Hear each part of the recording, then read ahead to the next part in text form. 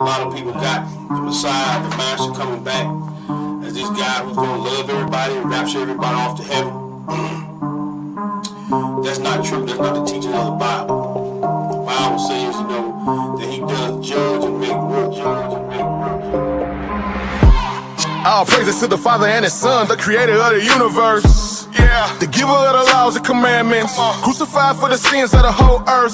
But y'all don't pay him no mind, y'all don't pay him no homage. I ain't tripping on him, y'all don't love him. Y'all too busy worshiping other guys, Christmas, Easter, Valentine. Yeah, y'all love sin. And these pastors ain't no help, they done closed up the doors to the kingdom. Matthew 23 and 13, tell me y'all some hypocrites. Y'all ain't even getting in the kingdom, and that's real. I've been walking with the word, trying to get to know the word. Another word, I've been reading script. I come to find out, it's a different story when you understand the manuscript. It is false doctrines, all lies. Is it? Like going to heaven when we die. What else? Like eating catfish and pork rinds. That's abomination in the Lord's eyes. You gotta unlearn and relearn everything that you did learn about the Most High God of these scriptures, and you better do it before He return. Cause He ain't coming back to shake hands. Nah, kissing and hugging. No, He coming back to set the record straight. Come on, He coming back to pass judgment. Yeah, cause He ain't coming back to shake hands. He ain't kissing and hugging. No, He coming back to clear the controversy. He coming back to pass judgment. 7 trumpets, 7 vows. Right after Jacob see his trouble, it's coming. He said the whole world gon' bow. Whether you hate him or you love him, it's coming. Got a war, you ain't keeping His commandments, you gon' perish when He come back with His army and the sword. All judgment has been handed down to Him from the Father, and the title has been given Lord of all lords. You've been worshiping in vain though, cause you don't really know Him like you claim so. At the day of judgment, He gon' tell you He don't know you either. And to the lake of fires, where you gon' go?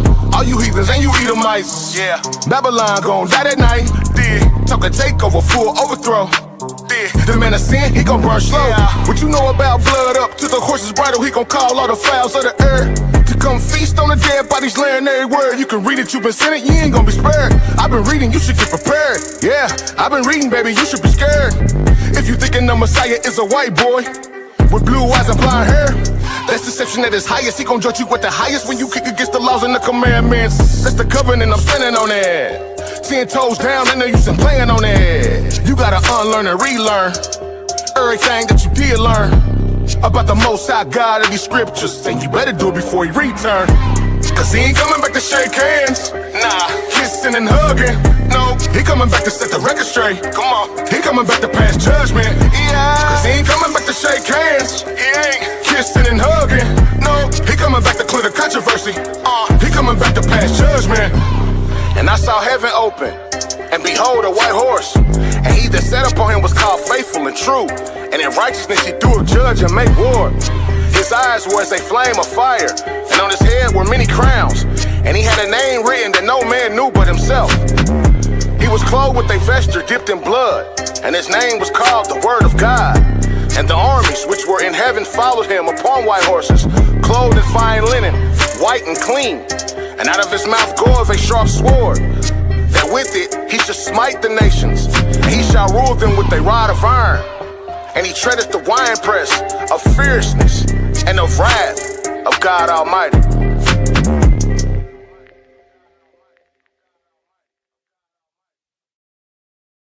All right, bro, let's stand and face your rule, and we're gonna open up. All right. We have heard with our ears, O Elohim, our fathers have told us, what work thou didst in thy days, in the times of old, how thou didst drive out the heathen with thy hand, and plantest them, how thou didst afflict the people, and cast them out. For they got not the land in possession by their own sword, neither did they own arm save them, but thy right hand in thy arm, in the light of thy countenance, because thou hadst a favor unto them. Thou art my king, O Elohim. Yes, sir. Command deliverance for Jacob. Through thy will, we push down our enemies. Through thy name, will we tread them under that rise up against us. Yes, sir. For I will not trust in my bow, neither shall my sword save me. But thou hast saved us from our enemies, and hast put them to shame that hate us. In Elohim we boast all the day long. Yes, sir. And praise thy name forever. Selah. Selah. I read you Psalms 44, 1 through 8. May the Lord bless the hearers, readers, and doers of his holy word. Hallelujah. Hallelujah. Hallelujah. Hallelujah. Yes, sir. Yes, sir. Yes, sir. We want to say Shemini Atzaret, or in the English tongue, happy 8th day of the feast. So, sun is set here in Memphis, Olive Branch, however you want to call it. Yep. We entered into the solemn assembly of the Feast of Tabernacles, the 8th day. A new beginning. Mm-hmm. Something never was or has been in the history of man. This is the time when the Father's kingdom is going to come into fruition. Is already there with him, Right. and the Son. But this is the time that it's going to come to man. It's a time when there will be no more flesh and blood. Right. There will be no more eating of animals, no more killing, That's right. whether it be for eating or any other purpose. Right. If you be so blessed to be in the Father's kingdom, you will become part of the Godhead. And those who don't make it in the kingdom will be eternally damned. Mm. There will be no more mortals. You will be immortal in the lake of fire, or immortal in the Father and the Son, when the Father's kingdom.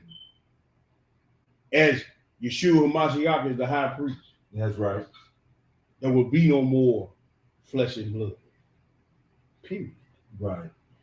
And I put this lesson together this way, bro, because I was just marinating and meditating, and it says, you know, I was kept wondering how I'm bringing to the people. And the Most High said, you know, hey, preparation. And the title of tonight's lesson is, your life and your days is the preparation for the 8th day.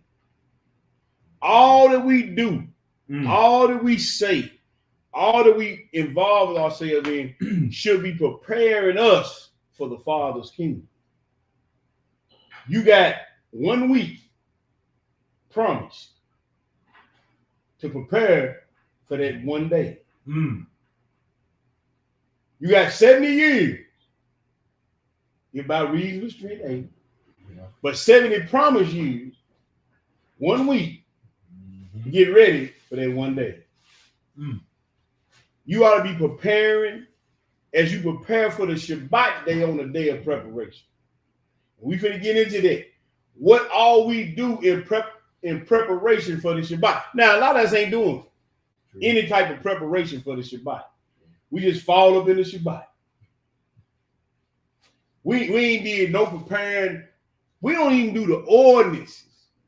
Like, you know, preparing food and cleaning your house, getting yourself prepared for the Shabbat. We don't do the ordinance. Mm. I know we ain't doing the spiritual preparation for the high Sabbath. See, the weekly Sabbath is pointing toward the high Sabbath. And if you ain't prepared for the weekly or the high Sabbath, how you gonna get in the Father kingdom? Yes, sir. See, because that's the ultimate high Sabbath is the 8th day. It don't get no higher Sabbath than the 8th day. Mm. That's the Father's Sabbath. He said, I work and here too does my Father work. Now, Yeshua gonna have a Sabbath of rest during that 1,000 years in the 7,000 years. But when the Father kingdom comes down, he gonna rest. Mm. So if you ain't preparing for that high Sabbath, just know where you're gonna end up. Mm. Just know where you're gonna end up. And like I say, bro, we gonna look at some things on the natural, and we're gonna look at some things on the spiritual. That's right. And it's just gonna point to that which we will be talking about tonight, which is the 8th day. You understand? So without any further ado, I'm gonna get into the scripts and I'm gonna present my screen. Okay. I'm gonna bring it up in the room. Again, the days of preparation for the last Sabbath. These are your days of preparation for the last Sabbath. Now, what we're going to do, we're going to look at some physical things you do on the Sabbath in preparation for the regular Sabbath. Mm. You prepare or cook food for the Shabbat day or the high day. Right. You clean your house up, you sweep, you dust, remove all the leaven or clutter. Yes, sir. You set the lamps, meaning you trim your lamps with oil. Huh? You light all your fires and before the sun go down. Come on. You finish any travel or any work before the sun set. You ain't bothered with going here and there. Some of us be bothered with going here and there. Yeah, come on. And you abstain from all your pleasures. You ain't talking about what you want to talk about. You ain't doing no trying to get no benevolence or none of that. You ain't sitting up there watching Saturday NCAA football. You ain't going shopping. Mm-hmm. You ain't buying or selling. Mm-hmm. You ain't in preparation. You getting ready to do all that. So when the Shabbat comes, man, you at rest. That's right. Now the spiritual side of that, to preparing or cooking food, is consuming the true unleavened bread the entire week, 7 days.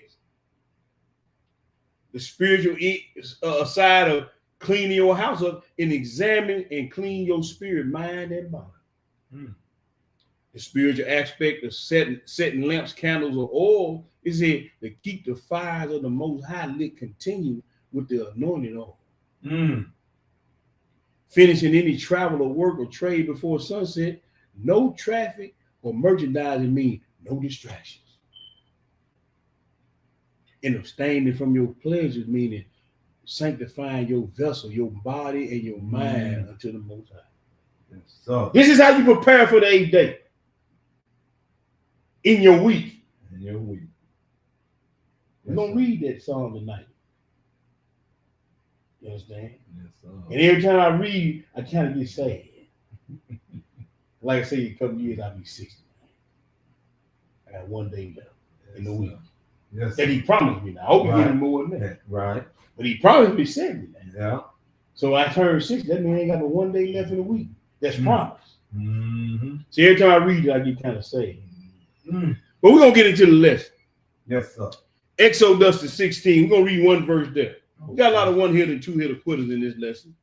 Try not to be long-winded. Exodus to 16, and we're going to read verse 23. When you get it, Brew, go ahead and feed the people. All right, Exodus 16 and 23. Mm-hmm. And he said unto them, this is that which the Most High have said.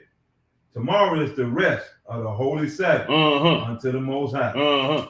Bake that which ye will bake today, and see that ye will see. And that which remaineth over lay up for you to keep until the morning. And see, that word tomorrow is capitalized.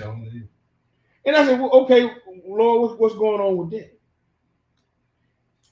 Usually when he say tomorrow after the Sabbath, ain't capitalized. He said, but tomorrow is the solemn assembly.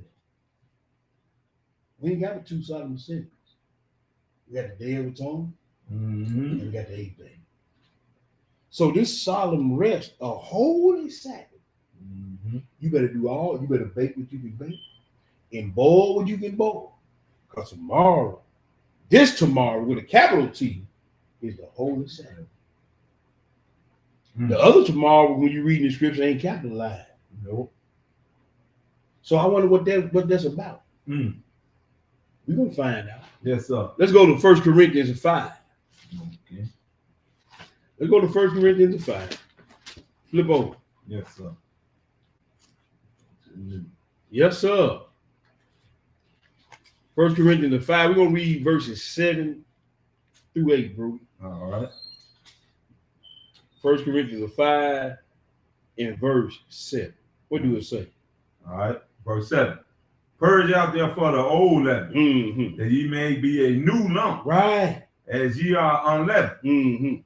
For even Christ, our Passover, is sacrificed for us. See, I didn't teach this is about unleavened bread. Well, how many days is unleavened bread? 7. 7. That's right. How many days is tabernacle? 7. 7. Then you got nothing. Then you got something new. Yeah. So you still, like we just showed up here on the slide, you still is purging yourself or examining yourself purging out the old leaven, that you may be a new lump. That's right. Because you trying to get to that rest. Continue to read, my brother. All right, verse 8. Therefore, let us keep the feast, Mm-hmm. not with old leaven, Mm-hmm. neither with the leaven of malice and wickedness, but with the unleavened bread of sincerity and truth. So you have to keep these Sabbath days, whether it be weekly Sabbaths or high Sabbaths, you have to keep them with sincerity and truth. And so oftentimes, you know, Rod, I sit back and I survey the land at the feast. A lot of people don't realize why I be sitting off from the crowd lots of times. Yeah. But I'm observing the spirits in the room. Okay. That's what I be doing. Okay. And I see some people don't observe this thing in sincerity and in truth. Because I see what you're talking about. I see what you're engaging in. I see how you moving and how you interacting with your brother and your sister. Okay. I'm watching. Because, see, as one of the gatekeepers, one of the elders that's sitting at the gate, I got to always be on my job. So then I know what to go pray for. I know who to pray for. I know who to pray for not. I phrase it that way because some people you can't pray no good things for them because they violate. You understand? I pray that they heart change. Right. But I ain't gonna. I'm gonna pray for mercy and grace. I ain't gonna pray for favor and blessing. Okay. I'm just telling you. Yeah. And as elders, we got to always be, because see, the ruach in the room with the devil in there too. You see what I'm saying? So we have to be cognizant of what's going on. We have to be cognizant on these days of preparation. Preparation is the key. That's it. And see, we ain't prepared enough to take on this thing a lot of time. And so that's why preparation is key.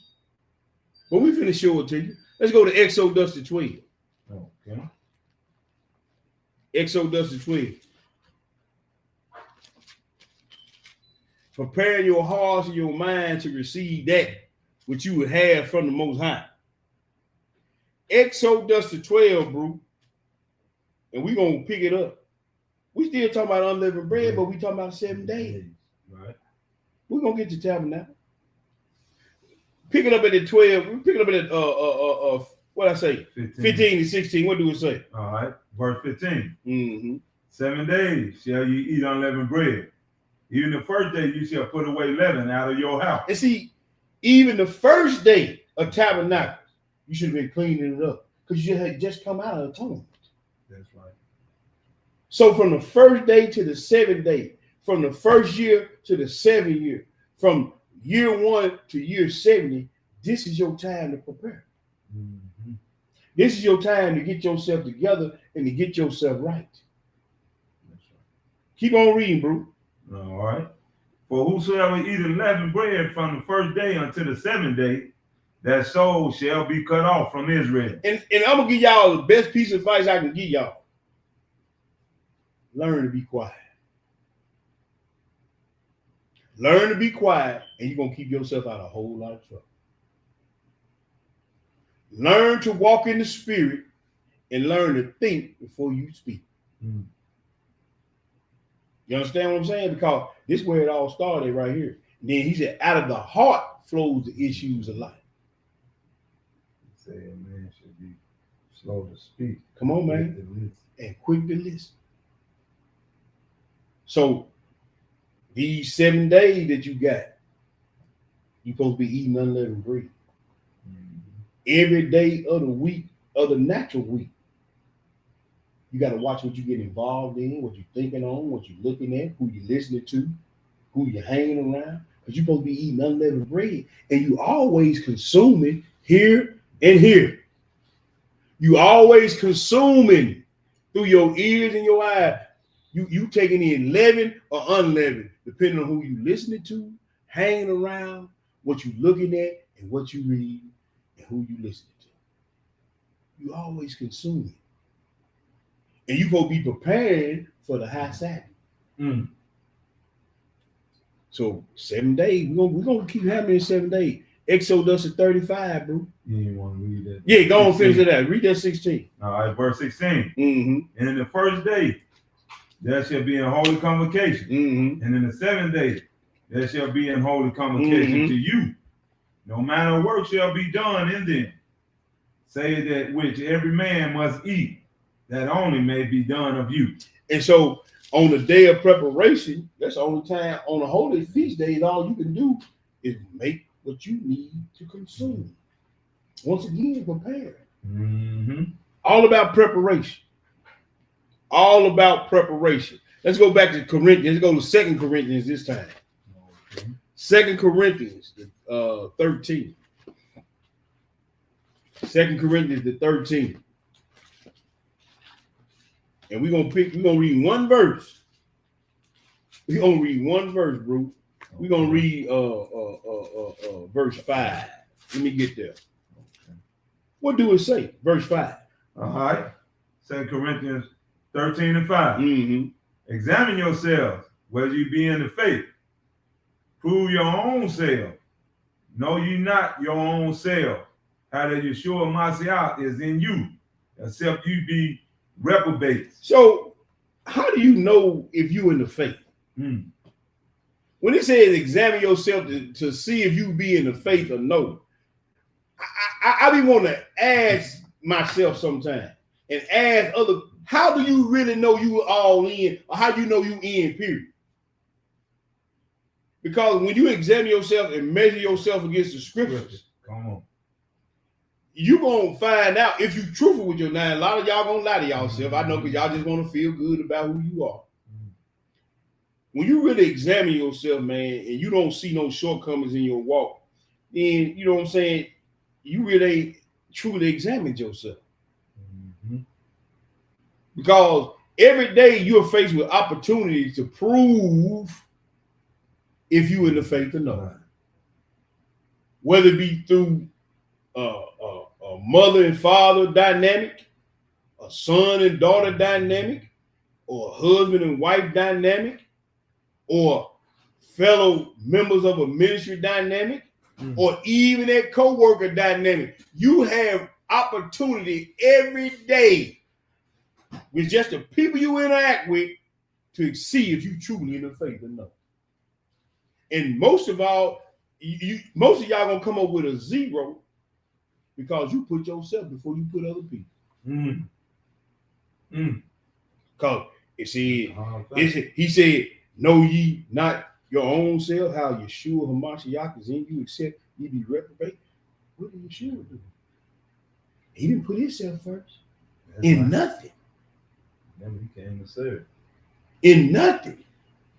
I bet if one day if I broke out that foot tub at the class and asked jokers to wash somebody's feet, and I'm gonna pick out the person I know you got beef with, I bet you wouldn't wash them. Mm. I bet you wouldn't wash them like Yeshua did. He even washed Judas's feet, did he? Yeah. Yeah. Oh. Yeah. Are you prepared? Are you preparing yourself for the high Sabbath? Mm.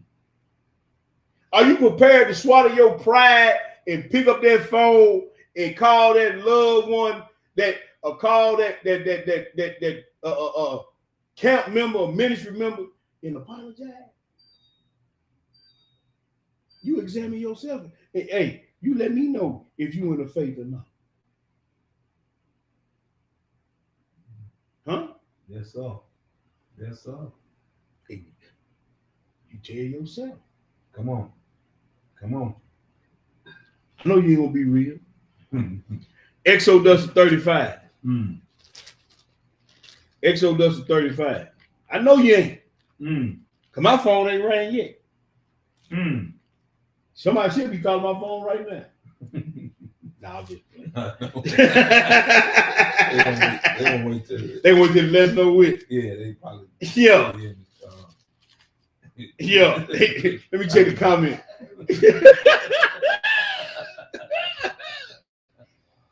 Let me stop, man. Yeah. Exodus the 35, and we're gonna read that 1 through 3. Check this out, bro. All right. Go ahead. All right.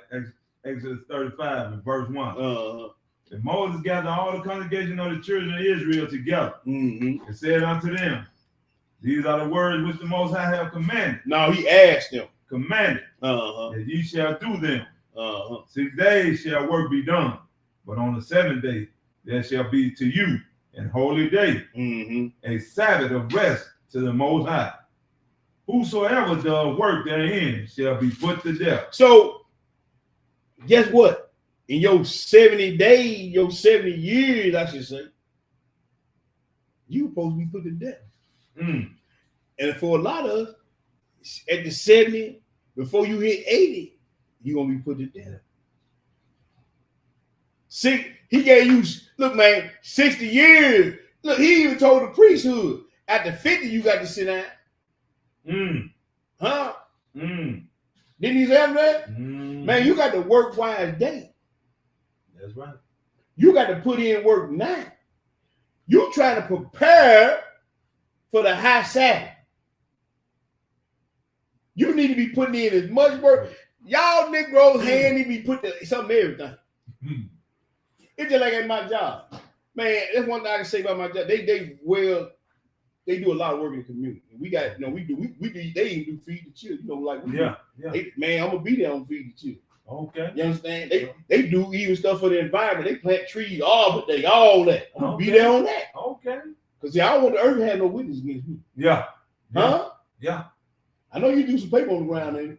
Yeah. Well, earth got a witness against you. Yeah.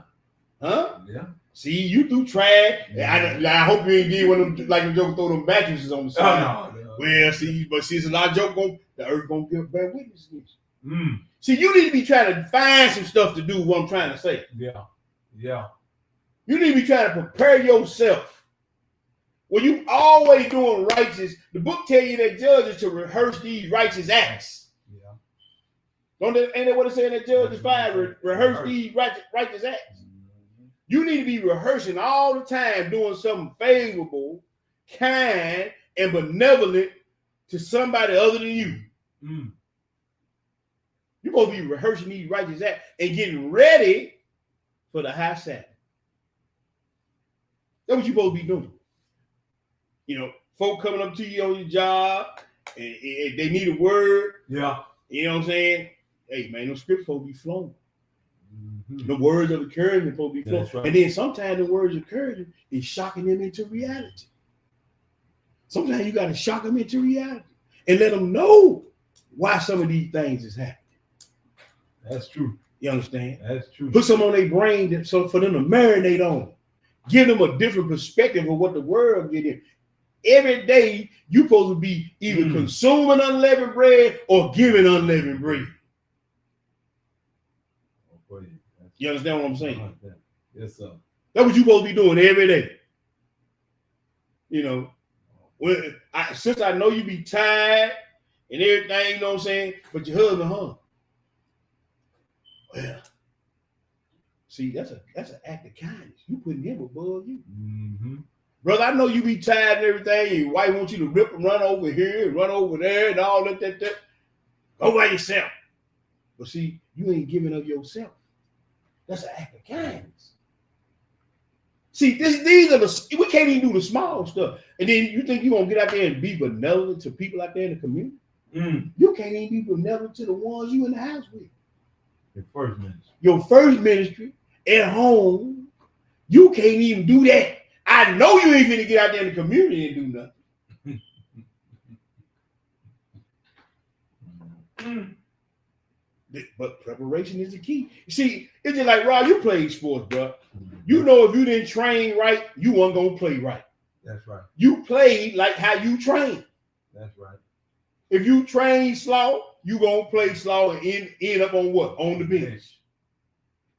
But if you train hard and you put in the work and you practice and you lifted weights and you ran and you did what you studied your playbook. You studied your playbook, you know what I'm saying? You studied your playbook, man, and you did everything that the coach, you know what I'm saying, told you to do. Yeah. You were prepared. Yeah. Anybody preparing like that? You need preparation. Man, look, you wanna go out there and drink 540s smoke 5 left handers and show up at the track meet to run a 100-yard dash. They ain't practicing 6 months. Come on, man. You know how that's gonna end up. Yes, sir. You know how that's gonna end up. 35, bro, 1 through 3. We on. Where we at?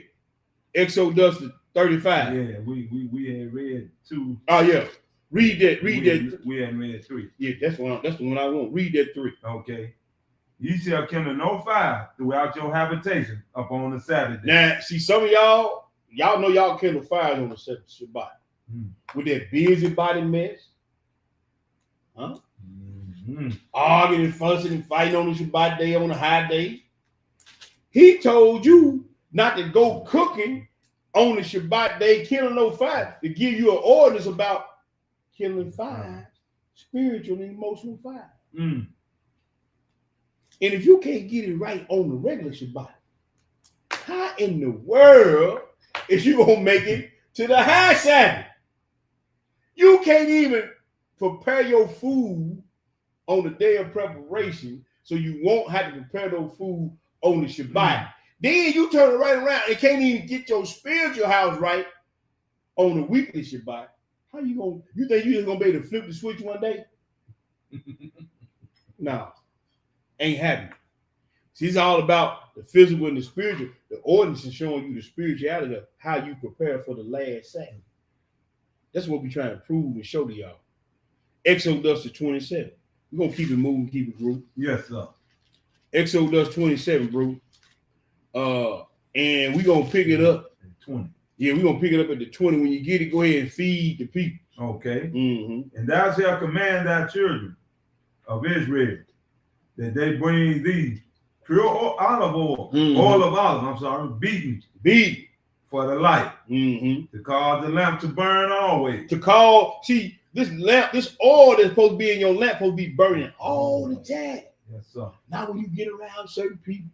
Not when you get around certain family members.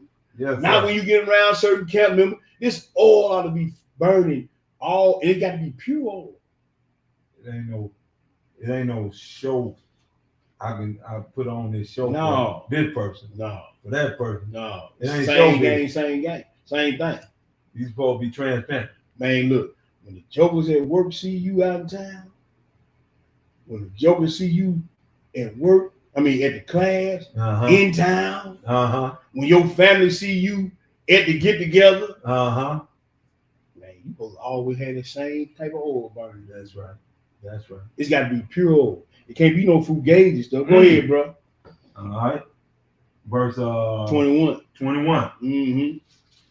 In the tabernacle of the congregation, without the veil, yes, sir, which is before the testimony, Aaron and his son shall order it from evening to morning before the Most High. It shall be a statute forever unto their generation. Man, it say in the tabernacle, in your tabernacle of the congregation now, Yeah.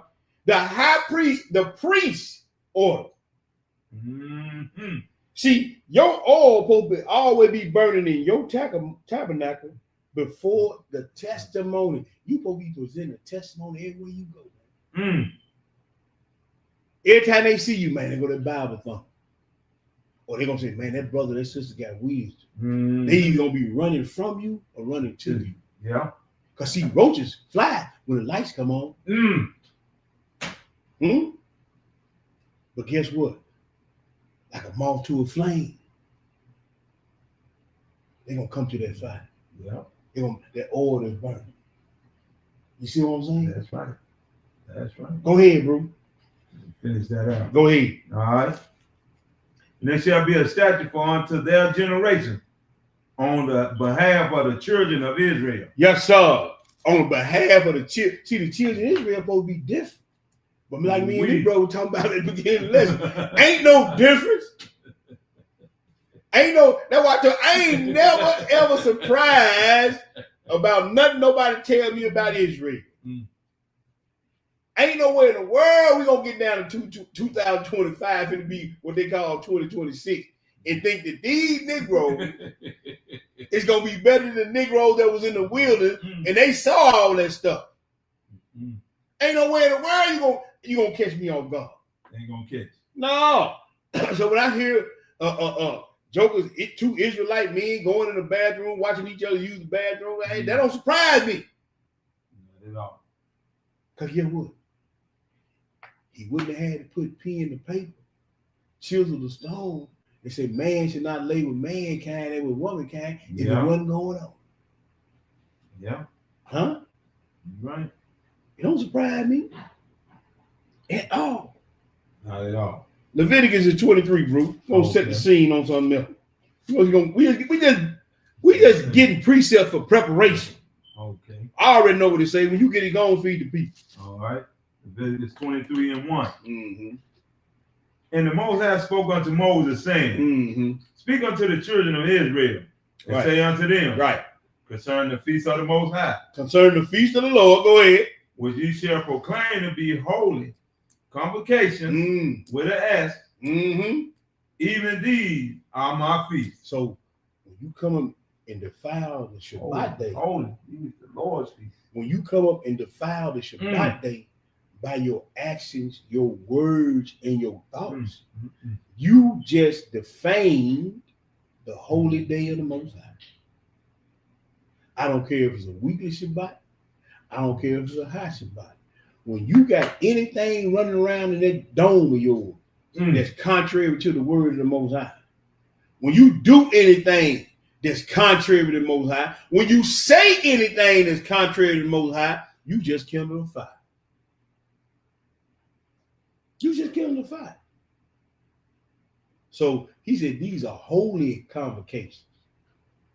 Holy. Now, if you don't know what that word means, Kodash, go look it up. And see if what you thinking, saying, and doing is lining up with that. Nehemiah 13.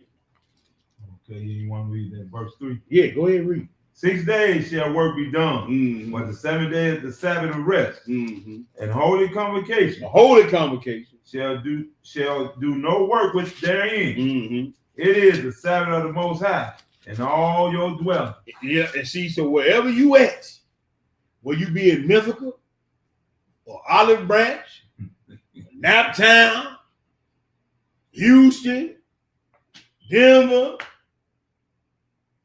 wherever you at, you supposed to be keeping these Shabbat days, the high Shabbat days, holy,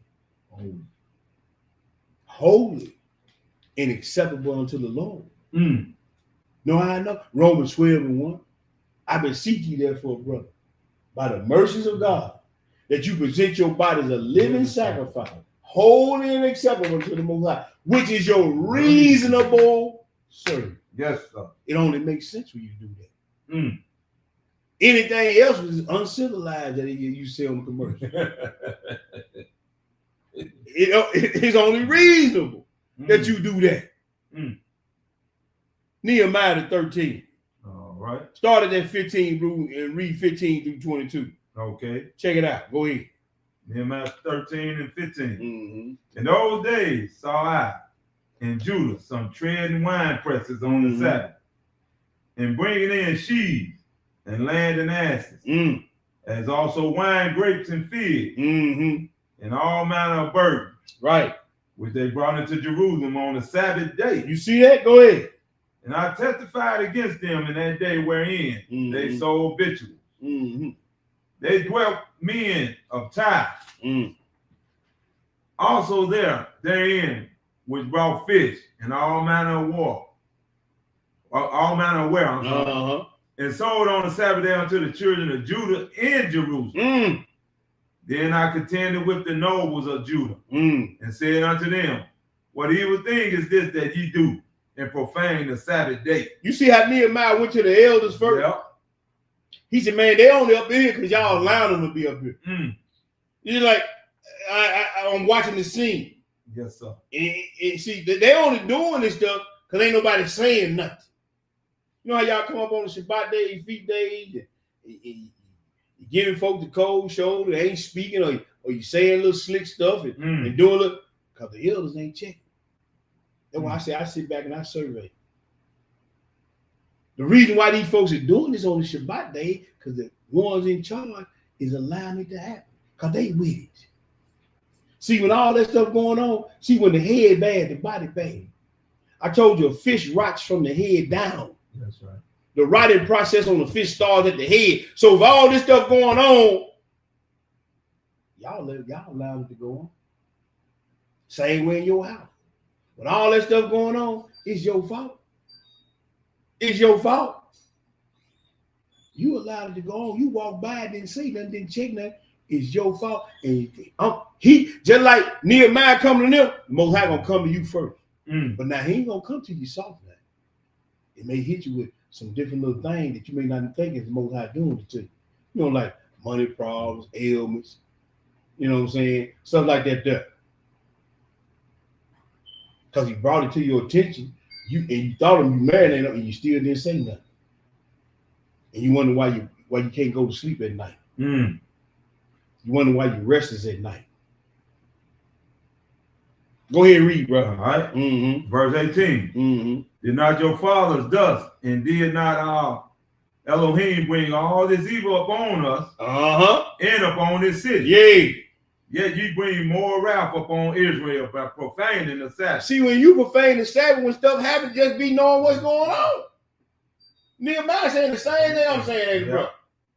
Yeah. So when stuff go on, look in the mirror. Examine yourself as we read. Yeah. Keep reading. And it came to pass that when the gates of Jerusalem began to be dark before the Sabbath. Also, the Sabbath started at night. Mm-hmm. Just a little something, learning something on my way to learn. Yes, sir. Go ahead.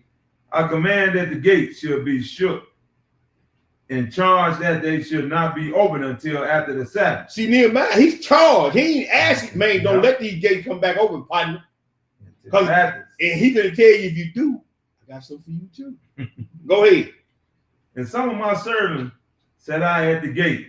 Oh, he put some folks that he knew they're gonna ride out for him. Yes, sir. So I told y'all to shut the gate, and I'm telling you, better not open, but just in case, I'm gonna see some of my boys over here.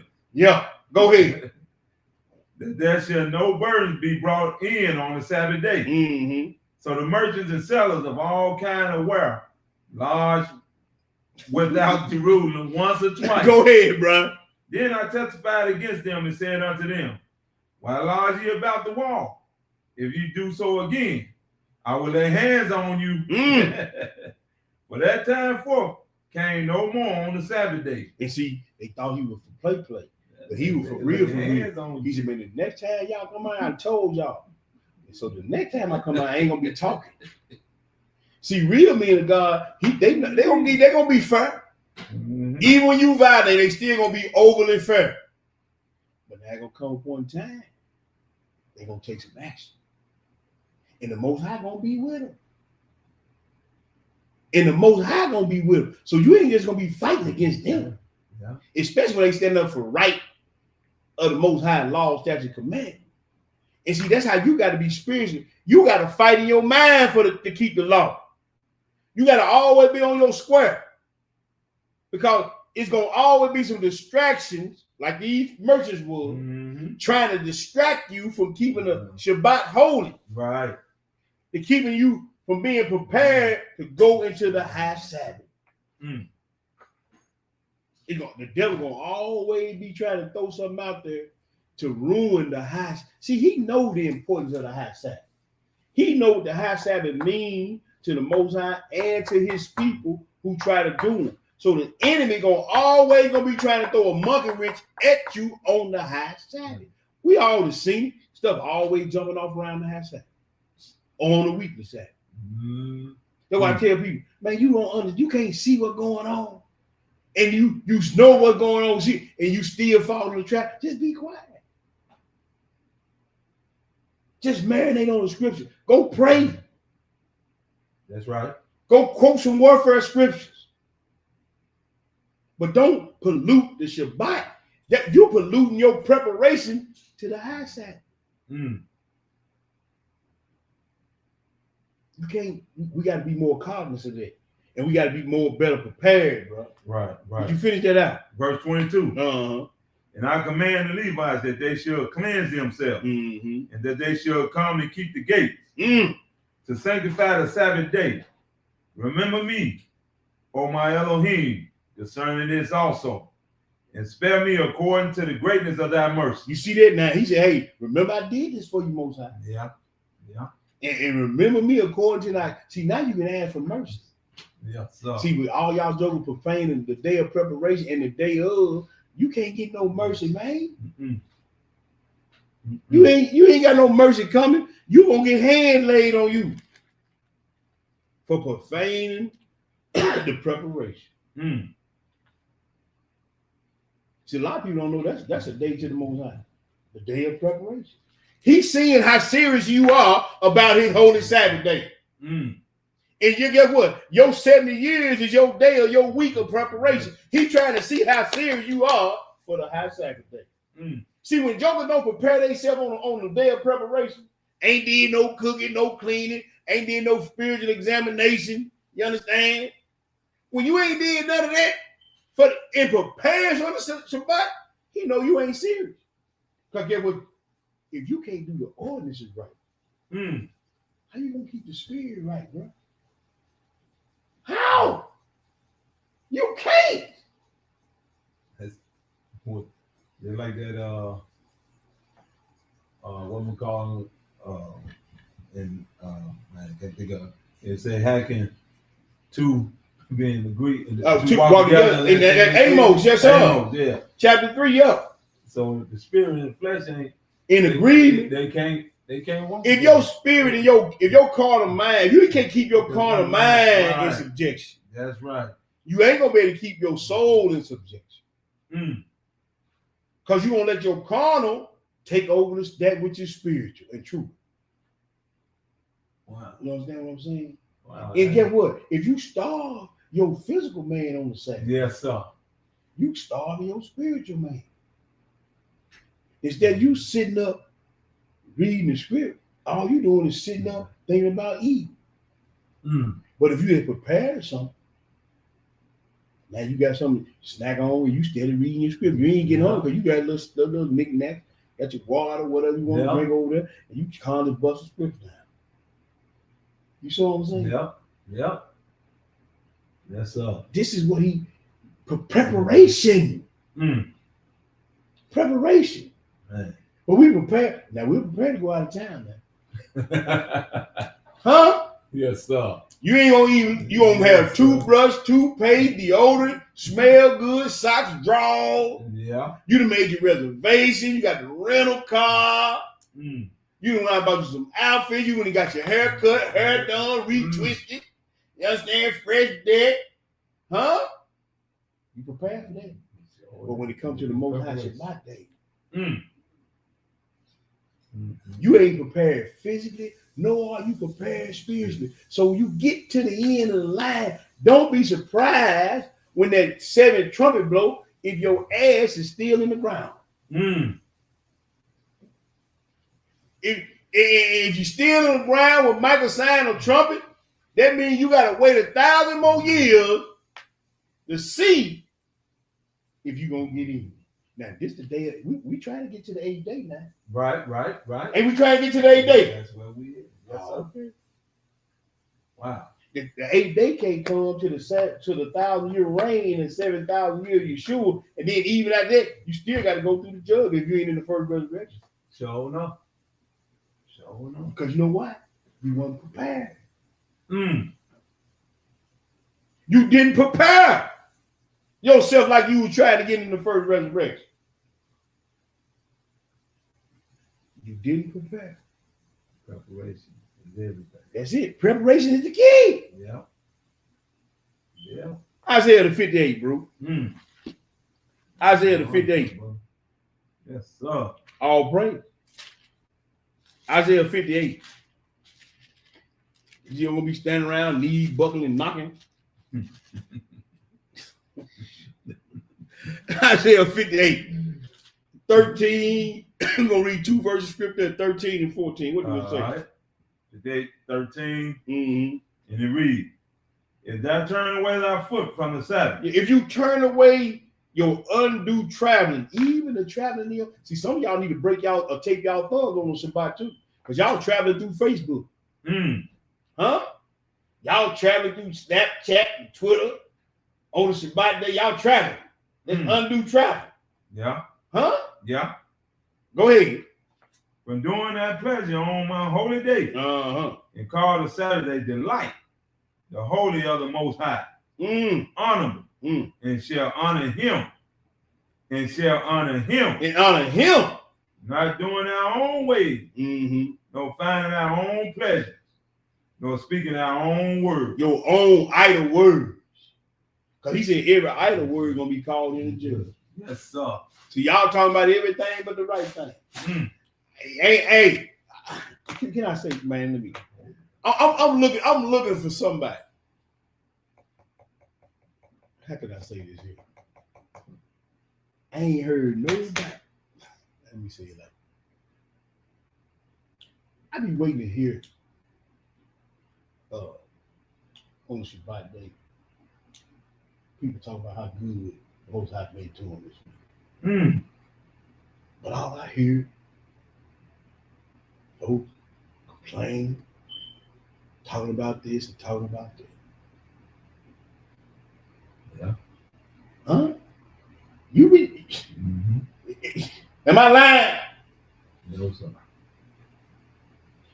Stop speaking about your own idle word and give all praise, honor, and glory to the Most High Yah. See, can I slip something in? Go ahead. Let me slip something in. Malachi. Go to Malachi. Go to Malachi. I'm gonna slip this in. If my brother would allow me. I want to slip this in. And we're gonna go to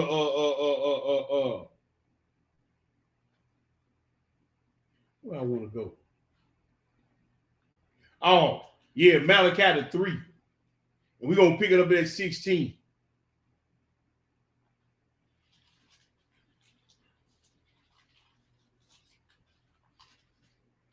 Read that one verse, brother. Look. This is why I say, even on Shabbat day, man, all we need to be doing is giving all praise, honor, and glory to the Most High. Even in our minds. We should be worrying about what mom and dad and them doing, what folks doing on our job, none of that right there. You understand what I'm saying? Mm-hmm. This is what we need to be doing. Because guess what? Man, you getting kudos from the Most High. It's just doing this. Right here. You got it, boo. I gonna read you. You got it. Yeah, last book. Yeah, no. Oh, you paid your stick. There you go. Yeah. Malachi 3 and 16. All right. 16. Read that 16. What do it say? Okay. It say, then they that feared the Lord spoke often one to another, and the Most High hearkened and heard, and a book of remembrance was written before him for them that feared the Most High and that thought upon his name. Man, just for speaking and thinking of the Most High, he might in a book of remembrance down. But y'all coming there complaining about this and about that, man. Man, look at here. It ought to be all about him. We just read in Isaiah, it's supposed to be all about him. On that Shabbat day. He's made a book of remembrance, man, was written on those who often spoke of him, and even those that thought upon him. So you got to clean this here up too on the Shabbat day in preparation for the high Sabbath. Yes, sir. You got to clean it up. All praise to the Most High. Yes, sir. You understand what I'm saying? Man, you got to clean it up. We got to clean it up, man. If we're going to prepare ourselves for the high Shabbat day, this is the last Shabbat day. The 8th day is the last Shabbat day, but the first day of a new beginning. It's going to be simultaneous, the last and the first at the same time. Then we finish that, my brother. Yeah, you got Malachi. Yeah, no, go back to Isaiah and read that 14. 14. That 58 and 14. Yeah, 15 and 14. Then shall thou delight thyself in the Most High, and I will cause thee to ride upon the high places of the earth, and feed thee with the heritage of Jacob, thy father, for the mouth of the Most High have spoken. Then you're going to be in the Father's kingdom. Then you're going to be in the high places, which and feed thee with the heritage of your code. Y'all code, man, that's the heritage, is to be in the Father's kingdom. Yes, sir. Exodus 19. Exodus 19. It ain't hard to put these scripts together, man. if you know what you read and you know what I'm saying, what the ultimate goal is. Exodus 19, read that 14 through 19, bro. What do it All say? right. Verse 14. Mm-hmm. And Moses went down from the mount unto the people and sanctified the people, and they washed their clothes. And he said unto the people, be ready against the third day. Come not at your wives. Right. And it came to pass on the third day in the morning that there were thunders and lightning and a thick cloud upon the mount, and the voice of the trumpet exceedingly loud, so that all the people that was in the camp trembled. And Moses brought forth the people out of the camp to meet with Elohim, and they stood at neither part of the mount. Yep. The mount. You're right. So look, check this out. He said, sanctify yourself. Yes, sir. Like we read up here, spirit, sanctify your vessel. And then we just read in Isaiah, don't come at your wife, no pleasures. That's right. See? That's Same thing everywhere you go. right. So how in the world you gonna tell folk they can come at their wives on the weekly Sabbath, when on the high Sabbath he said don't come at your wife. In the weekly Sabbath is the last Shabbat before the high Sabbath. How you gonna tell somebody they can come at their wife, brother? None of that stuff y'all be saying make any doggone sense. None, zero. And I'm waiting for somebody to show me a scripture where it said you can. He said abstain from all your pleasures. All your pleasures. That's what the book say. So if you say there ain't no pleasure to you, you lying. Put the PlayStation down, that's a pleasure. Huh? Put the Facebook down, that's a pleasure. Put all that stuff down that you find pleasure and recreation and delight in, and give it to the Most High. Because if you can't give it to him on the weekly Shabbat, how you gonna give it to him on the high Shabbat?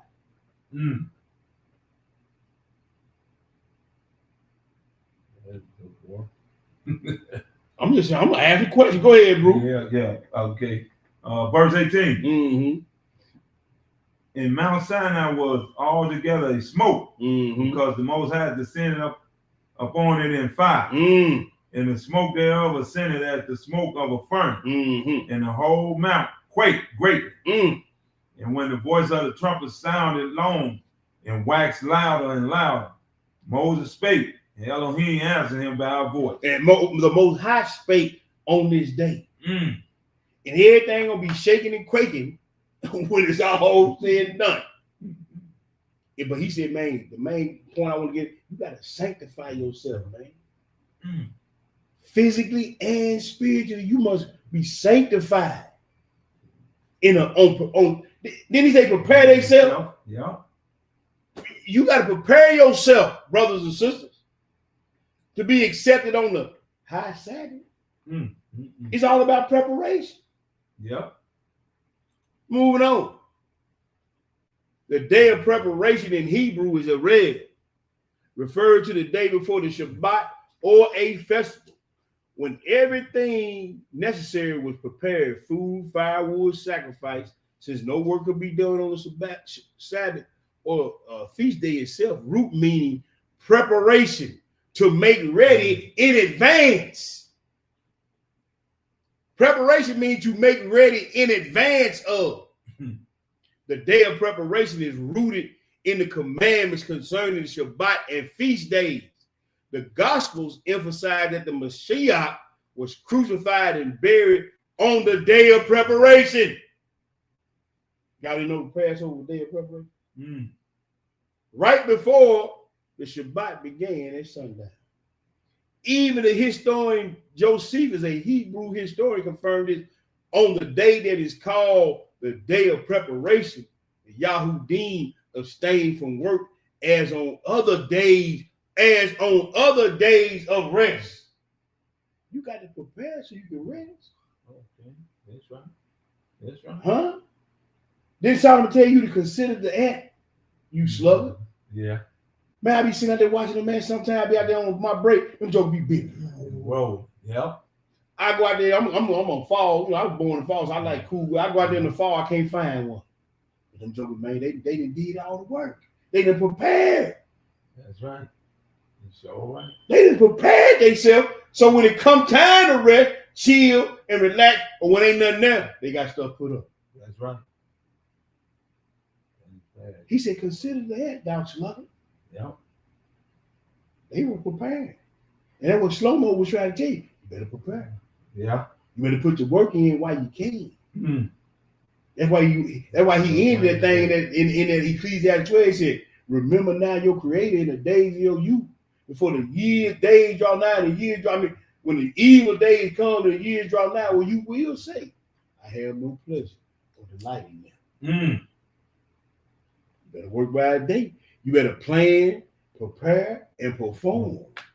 The high Sabbath mentioned in John 19:31 refers to the annual feast Sabbath, such as the first day of unleavened bread, not just the weekly Sabbath. That's right. You must work while it's day. Let's go to that John 19. Mm. Man, y'all need to be prepared for the high Shabbat. This the last Shabbat or the only Shabbat it's ever going to be. Mm. This is the last Shabbat or the only Shabbat it's ever going to be after this here. That's right. That's right. And if you don't get on this Shabbat, but see, you ain't did the right Shabbat right. Right. Look, right. try do this here. Try to do one Shabbat right this year. Mm. I'm gonna rephrase this month. Then next month, try to do 2 Shabbats like that. I'm talking about holding and accepting what I'm talking about now. Right. Then the next month, do 3 Shabbats that month. I'm talking about the right way. Right. And then after a while, it's gonna be nothing. Because you've been rehearsing, you've been practicing, you've been studying. You've been making preparation. You prepared for the last Shabbat is ever going to be. Mm. John 19. Yes, sir. John 19. 30 through 31 Hebrew. What do it say? All right. John 19 and 30. Mm-hmm. When Yeshua therefore had received the vinegar, he said, it is finished. It is finished. And he bowed his head and gave up the ghost. Mm. The Jews, therefore, because it was their preparation that the body should not remain upon the cross on the Sabbath day. For the Sabbath day was a high day. Oh. They sought Pilate that their legs might be broken and that they might be taken away. So he said the Jews called it was a day of the preparation for that Sabbath day was a high day. See, just like Yeshua gonna be prepared, and he gonna be doing a lot of killing during that 7,000 years when he come back. You understand what I'm saying? Because the next day it gonna be a high day. It ain't gonna be no more sin unleavened bread. You hear me? Yeah. He gonna atone for everybody that didn't take his atonement. You understand? Huh? Yes, sir. Everybody gonna get their new tabernacle. It's Yeah. gonna be their day. Huh? Yes, sir. See, for that day was a high day. See, y'all get it? Yes, sir. Yes, sir. 1 Peter 4. 1 Peter 4. 1 Peter 4. And we're gonna read that verse 12, bro. Thank you. 1 Peter 4, and we're gonna read verses 12 through 19. When you get it, go ahead and feed the people. All right. 1 Peter verse 4 chapter 4 and verse 12. Yes, sir. Beloved, think it not strange concerning the fiery trial, fiery trial which is to you, as though some strange thing happened unto you. But rejoice in as much as are partaker of Christ suffering, that when the glory shall be revealed, you may be glad also with exceedingly joy. If you be reproached for the name of Christ, happy are ye. That's right. For the spirit of glory and of Elohim rests upon you. On their part, he is evil spoken of, but on your part, he is glorified. That's right. But let none of you suffer as a murderer, Don't suffer as a murderer. or as a thief, or as any evildoer, Or whatever. or as a busybody in other men's matters. They're gonna get a whole lot of people in lake of fire. Yes, sir. Don't That be a busybody. And that murder, not physically killing, Right. character assassination. Mm. Huh? See, that's gonna get that oracle murder.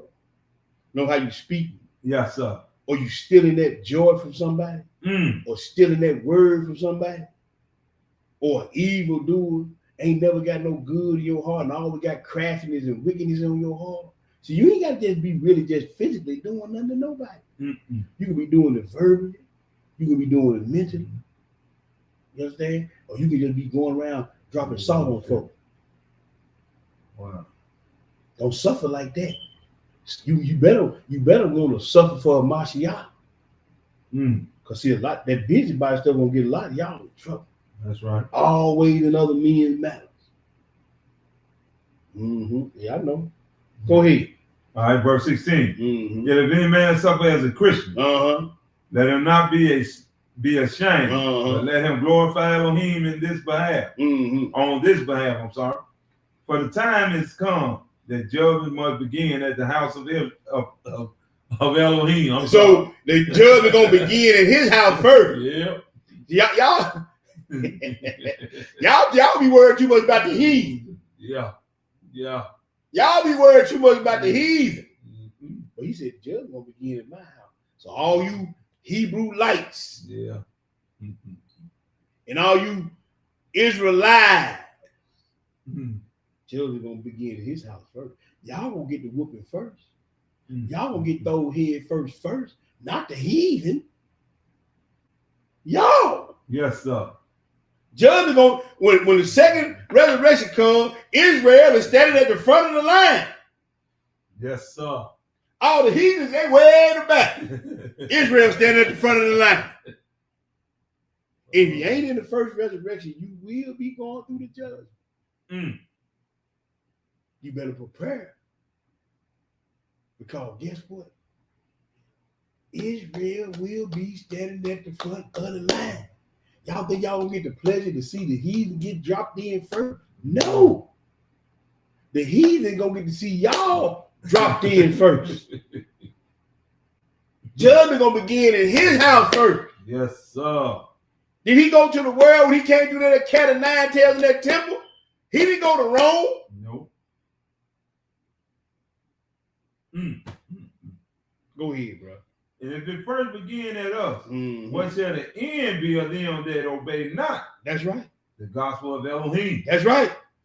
And if the righteous scarcely be And saved, if the righteous gonna barely make it in, where shall the ungodly and the sinner appear? that's right. Wherefore let them that suffer according to the will of Elohim commit the keeping of their souls to him in well doing, Yes, sir. as unto a faithful creator. Man, y'all better commit the keeping of your soul. You better plan, prepare, and then perform. Whoa. You better plan, prepare, and then perform. You better commit the keeping of your soul. Yes, sir. Because he said, hey, start in my house first. He ain't gonna tell you get the mold out of your eye. He got one. He gonna clean up. He said he gonna sweep around his own door first. Yeah. Ain't that old gospel song? Sweep around your own front door. Oh, he coming. Coming. He gonna clean Israel up. His house. His house. Now, y'all know I got to read Sirach the 2. I ain't gonna read but 3 verses. Y'all know I love Sirach the 2. But we ain't gonna, let me put it up in the room for the people who ain't got the Sirach. I know we just read it on the Shabbat day. We're gonna read it again. Y'all jokers can't hear it enough. Y'all can't hear it enough. We gonna read it again. Yeah, we have to come and preach to. Yes, sir.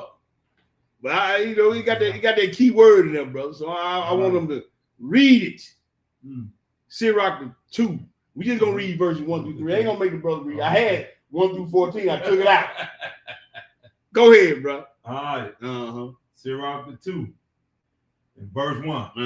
My son, if thou come to serve the master, Prepare that soul for temptation. Prepare your soul for tests, trials, and tribulation. Go ahead. Set that heart aright Mm-hmm. and constantly endure. Yes, sir. And make not haste in time of trouble. And don't run, don't quit, don't give in when it get hot. Don't flee. Don't flee. Go ahead. Cleave unto him Mm-hmm. and depart not away, Why? that thou mayest be increased at that last. And look, if you prepare your heart and your soul for temptation, you're gonna be increased on the last Shabbat day. Yeah. You're gonna be increased on the last Shabbat day, man. If you cleave unto him, if you don't worry about what nobody got to say, who don't come around, who don't come, if you cleave, cleave unto him, you're gonna be increased at the last day. Yes, sir. You see that? Yes, sir. Let's go to the next place, bro. We almost out of here. Well, I ain't gonna say that, but we almost out of here. We on the last slide. I'll put it to you like that. Okay. We gonna, you know what I'm saying? No, we ain't on the last slide. I lied to you. We on the next to the last slide. All right. But then we gonna keep it moving, keep it moving. Yes. Sirach to 18. I should just left Sirach up there.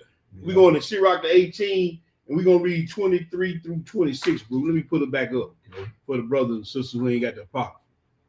Okay. Sirach to 18. And we're gonna pick it up at verse 23. That's what I said, bro. Yes, sir. Let me get it up, pull it up in the room. Okay. 23, and we're gonna read 23 through 26. When you get it, go ahead and feed the people. All right. Verse 23. Mm-hmm. Before thou prayest, Uh-huh. prepare thyself Why? and be not as one that tempteth the Most High. You see that? So you can't offer them no dirty sacrifice. That's why I tell people, man, if you ain't got clean hands and a pure heart, don't throw up no sacrifice to God. Blind oblation. Vain oblation. He said, man, it's like you to cut off a dog's neck or offer up swine blood in Isaiah. You gonna cut off a dog neck and put it on the altar? You gonna offer up some swine blood to the Most High? No, sir. You better prepare yourself before you start praying to the Most High. Y'all ain't got no drawers on. Come on. None of that. Your girl bouncing everywhere. Man, you better prepare yourself physically. Then the priest had to put on the long drawers. Yes, sir. And the ephod and the breeches on. Yes, sir. Before he went in, he said, man, I'm coming for me naked, man. I don't see all that. Yeah. And you better not come in for the spiritually naked either. You better prepare yourself before you go in front of the Most High, man. Go ahead and read, bro. All right. Mm-hmm. Verse 23. Mm-hmm. Oh, no. Verse 24. 24, you right, bro. Think upon the wrath that shall be at the end. Yeah. And at the time of vengeance, when he shall turn away his face. Yes, sir. When thou hast enough, remember the time of hunger. Yes, sir. And when thou art rich, think upon poverty and need. You see, he always talking about telling y'all to think about these alms deeds now. Hey, like I had to tell the one brother, I won't talk about it. He thought it was. Look, man, all I'm saying is, if it hits you, it hits you, don't. But you know, we know when we got more than enough. We know we got an overabundance of things. We know that we need to be out here doing this. And how you gonna go before the Most High and you ain't took care of the less fortunate? That's right. See, this is stuff that we don't think about in preparation. That's right. You better prepare yourself before you go to the Most High. You got to think about preparation, not just preparation physically and spiritually for you. Man, you got to be able to lift somebody else up. You got to be able to give somebody else a word. You got to be able to give somebody else something that they don't need, that they don't have, that they need. He said he will do it, know how to do good unto the Evil, man, that's what I'm trying to tell you. That's what I'm trying to tell you. Hey, man, I'm just going to go and keep it 1,000. I see the Sunday church doing more good in the hood than I see so-called Israelite camps. I'm just going to be real with you. I see the heathen doing more for the community than a lot of Israelite camps do. I ain't talking about all ministry. I know he's doing. I know. I mean, a lot of these so-called Israelite camps, I see the heathen do way more good in the hood than some of these Israelite camps. Mm-hmm. I'm just saying, bro. I'm keeping 1,000. Finish it out, bro. Verse 26. Mm-hmm. From the morning until the evening, the time is changed, Mm-hmm. and all things are soon done before the Most High. And all things are soon done. See, I ain't got to worry about nobody bringing no railing accusation against me. Because I know that everything I say and do and everything I think is before the Most High. Mm-hmm. You see what I'm saying, bro? Mm-hmm. So we need to Come on. learn to walk circumspectly. Yes, sir. Because everything from morning until evening, the time has changed and all things are soon done before the Most High. Mm. He clocking everything you do from morning to evening, bro. Mm. Mm. He clocking everything from morning to evening. Yeah, He got you. he got it. John chapter 9. And we're going to pick it up. We're going to read that one verse, bro. Verse 4. What do it say, bro? Okay, John 9:4. What do it say? I must work the works of him that sent me Mm-hmm. while it is day. Why what? While it is day. Amen. You hear? Yes, sir. You better work while you got time. Yes, sir. Because guess what? Sooner or later, your light's going to get put out. Yes, sir. And some of you old heads, hey, man, time getting short. Mm. Time, you finna read time gonna get short. That's right. Let's read this Psalm 9. I don't like to read it, but we're gonna read it anyway. The night cometh when no man can work. The night coming when no man gonna be able to do nothing. You understand what I'm saying? Mm-hmm. Man, look at here. I think about some of the older people in my family when they got old, bro. The lights got dim. Their lights got dim. They couldn't get up. Mm. Couldn't get out the bed. Yeah, You know what I'm saying? Hey, it's gonna happen to everybody. that's right. If you be so blessed to make it to old age. That's right. Because see, everybody ain't gonna make it to old age. That's right. It's a whole lot of folks didn't make it today. Say There's gonna that. be a whole lot of folks ain't gonna make it tomorrow. It's gonna be a whole lot of folks in this world before we get off this line, their lights is gonna get put out. Mm. Could be somebody that you know. Could be you. Now, I say this all the time. The last thing you did is gonna be the first thing brought up in your judgment if you don't make the first resurrection. Whatever you involved in right now, it's gonna be the first thing he gonna bring up in your judgment. So if you out there slipping and sliding, dipping and gliding, Mm. huh? And he called you on home tonight.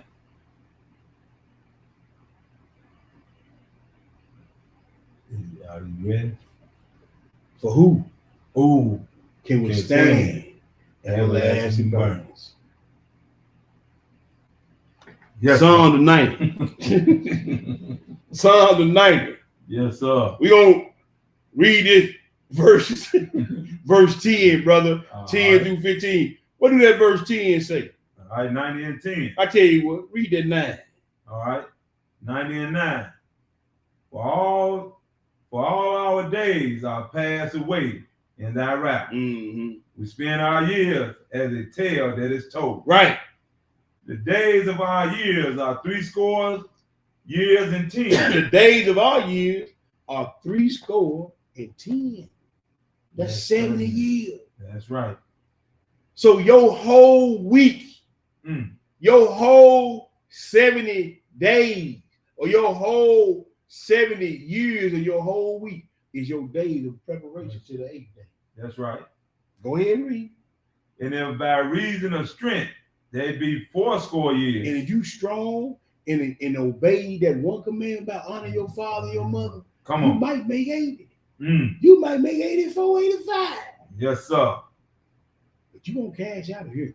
Yes, sir. It's appointed on the man once to die, and then the judge. You better make the most of your time. You better redeem the time because the day is evil, man. You better make the most of your days of preparation. Keep on reading, bro. Yet is their strength, labor, and sorrow, but it is soon cut off. And what? And we fly away. And man, that spirit go back to God again. And the angels go they capture that soul. They take it to the holding place, whether the place of torment or Abraham's bosom. Yes, sir. That body going back in the dirt. That's right. Job said the spirit returns to God who gave. Come on. The other scripture tell you the angel come and take that soul, just like it did with the rich man and Lazarus. Lazarus was in Abraham's bosom, and the rich man was in a place of torment until judgment day. Your soul will be tormented all this time, and he's gonna wake you up, put that soul and that breath back in that body, then he's gonna throw you in the lake of fire. And you got 1 week, 70 years, prepare for the last Shabbat day. Yes, sir. This your time right now to prepare for the last Shabbat day. Now you can be one of them jokers that don't go to practice, so to speak, and don't study the playbook, so to speak, and don't do no spiritual pumping the iron. Don't try to stretch and grow. Don't try to do none of it. You can be one of them. Over here. Get to the rear with the gear. Where we at, bro? 11. Who knows the powers of thy anger? Even according to thy fear, so is thy wrath. So teach us to number our days. Teach us to make the most of our days, that we may apply our hearts unto wisdom. Yes, sir. Return, O Most High, how long, and let it repent thee concerning thy servant. Yes, sir. O satisfy us early with thy mercy, that we may rejoice and be glad all our days. And be glad all our days. Make us glad according to the days wherein thou hast afflicted us, in the years wherein we have seen evil. My son, and thou comest to serve the Lord. Prepare our soul for temptation. Let's go to Ephesians 5. Yes, sir. Ephesians 5. We're gonna read chapter 5. We're gonna read 6 through 21. 6 through 21. And then we're gonna get into some of these extra biblical teachings. Ephesians 5, and we're gonna pick it up.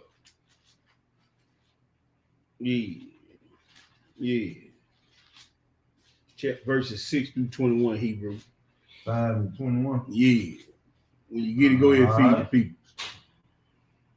Submitting yourselves one to another in the fear of Elohim. Wives, submit yourselves unto your own husband. They don't like that. As unto the Most High. For the husband is the head of the wife. No, that's wrong. Go ahead. Even as Yeshua is the head of the church, and he is the savior of the body. Therefore, as the church is subject unto Amasiah, so let the wives be to their own husband in everything. Husband, love your wife, even as Amasiah also loved the church, and gave himself for it. Right. That he might sanctify and cleanse it with the washing of water by the word. That he might that he might present it to himself a glorious church. And see, this right there. See, he telling the man and the woman what to do in preparation, so he might present his bride to the Father. I'm supposed to stop at 21. Yeah, you supposed to stop at 21. You ain't stop at 21? Oh man, it's 20. Oh no. Yeah. You went a little bit too far. So you started at 6? Yeah. No. You both start at 6 down to 21. Yep. 6. That no wonder. I guess. Yeah, you gotta do quick. I'm saying, hold up, bro. Yeah, you got all the way down to the meter. But anyway, point taken. That was point taken. That was the point I'm trying to say. Even in your marriage, you are preparing yourself for Hamashiach toward that glorious day. Whether it be you the husband loving your wife as Christ loved the church, or you be the wife submitting unto your husband as unto the Most High. That's even part of your preparation. That's right. Because even in the kingdom, everybody gonna play a role. That's true. You know what I'm saying? Yeah. Even in the kingdom, and I ain't gonna go on no tangent, but what y'all gonna be doing? Kings can't rule over kings, and gods can't rule over gods. That's a whole nother lesson. And me and some of the other brews been talking. I mean, you talking to this young brother at work. What are we gonna be doing? Who are we gonna be ruling over? I got my theory and some biblical stuff to back it up, but I ain't gonna, that's stuff a lot of folks don't want to get into. Mm-hmm. But in the Father's kingdom, if anybody in the Elohim, what we gonna be doing? That's something to think about, ain't it? Mm-hmm. Who we gonna be with? I know we gonna judge the angel, but after we judge the angel, then what we gonna be doing for eternity? But if y'all can't even submit to y'all husband, sister, and brother, if you can't give yourself to for your wife, like how you gonna be? You ain't even prepared to even do that. How you gonna make it in the 8th day? See, he give you these small fundamental things to do, and you can't even do them right. Yeah. How you gonna be in the kingdom? If you can't do this, if you can't cook and clean on the day of preparation, if you can't keep your mouth closed on the day of preparation, if you can't submit on the day of preparation, if you can't love on the day of preparation, how you gonna do it on the high Sabbath? You gonna wait till you get the high Sabbath and turn the switch on? Man, please. You have to switch like the central. Yeah, no, partner. No, partner. You gonna be able to flip that switch? Let's go to the Hellenistic Synagogue of Prayer. It's in Pseudepigrapha Volume 2. Pseudepigrapha Volume 2. And we're going to pick it up at chapter 2. We're going to read 7 through 15. Let me pull it up in the room. And don't skip this one here, Rob. Okay. We're going to try to eat this one. Page 670. It's on page 677 in Volume 2. I think I'm in the room. Yeah. Volume 2, page 677, bro. And we're going to read 7 through 15. 7 through 15. Check this out. He even talking about the forethought that reaches far into the human mind. Yes, sir. And emotion. Go ahead and read, bro. All right. Verse 7. For your forethought reaches as far as the human inner feeling. And through the consciousness you search each person's judgment. You see that? Go ahead. And in every region of the inhabited earth, the incense that comes through prayer and words is sent up to you. You are the one who appointed the present world as a race course for righteousness. You see that right there? He said, you are the one who appointed the present world for a race course or a trial or a test or a preparation for the righteous and open everyone a gate of mercy. You see that right there? And y'all, don't y'all know y'all being tried? Don't y'all gonna be practicing? Don't you know when you get out there on that track, that's a race course? And everybody want to be the fast guy, the sprinter. Nobody want to do that long distance. You're right. Huh? You're right. They don't want to do it. Everybody want to hurry up and get it over with. Give me 100-yard dash. Now this is 2-mile relay. Come on. Keep on reading, bro. Yes, sir. It shows to every person through implanted knowledge and inborn judgment. Right. And by their response to the law. How the possession of wealth is surely not everlasting. The beauty of appearance is not even flowing. The strength of power is easily dissolved. And surely everything is a vapor and vanity. And he said, man, I'm trying to show them by the implanted knowledge and the inborn judgment and by their response to the law. This the race course. I'm gonna see if you're gonna do what I told you to do. Yes, If you're gonna prepare yourself in spirit and in truth, Mm. I'm gonna see if you're gonna make preparation for the great day. I'm gonna see if this little vanity and this vapor that you got, how you gonna use it. Yes, sir. Go ahead and read, bro. But a conscience with undisguised faith endures, Mm-hmm. a dwelling place through the midst of the heavens. Yes, sir. Rising up the truth. Mm-hmm. It takes hold by the right hand of the common nourishment. What coming nourishment is coming? When you get that glorified body, Yeah. it's gonna go way up there in the heaven, and it's gonna maintain by the right hand this coming nourishment. Yes, sir. This is the coming nourishment this 8th day. We gonna prove that. Mm. Go ahead. In the same time, and before the promise of the regeneration is presented. There it is. You see that? Present. And at the It's present time, Yeah. and before the promise of the regeneration is present. Mm. You see that right there? Yes, sir. That's the coming nourishment right there. Sure is. Go ahead, man. The soul itself, exulting, is rejoiced. Uh-huh. For from the beginning of our forefathers, Abraham laying the claim to the way of the truth. Yes, sir. You led him by a vision, Mm-hmm. having taught him what at any time this world is. Mm-hmm. And his faith traveled ahead of his knowledge. Yes, sir. But the covenant was the follower of his faith. And his faith traveled ahead of his knowledge of the regeneration. Uh-huh. It said, but the covenant was the follower of his faith. He said, man, Abraham looking for a city with better foundation. Yes, sir. Yes, sir. See, now the covenant is the follower because he believed, he said, because Abraham, he counted unto him for righteousness. Yes, sir. When he showed Abraham the land, Abraham said, man, this ain't what the Most High showed me. Mm-hmm. He said he was looking for a city with better foundations, man.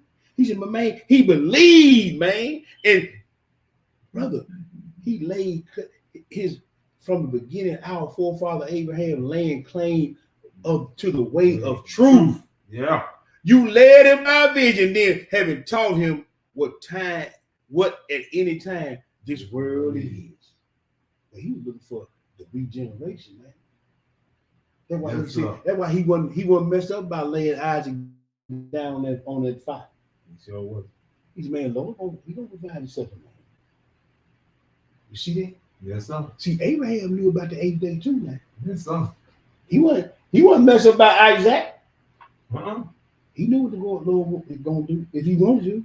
That's right. He had that 5 letters with him. He had that faith. Come on, bro. He had that faith. And Come on, bro. the first thing is the greatest commandment. He honored his heavenly Father with all his heart, mind, body, and soul. That's it, bro. He He believed in that. believed Yes, in sir. that, bro. Yes, sir. And he wasn't messed up about it. That's right. That's right. Man, we supposed to be followers of him. Come on.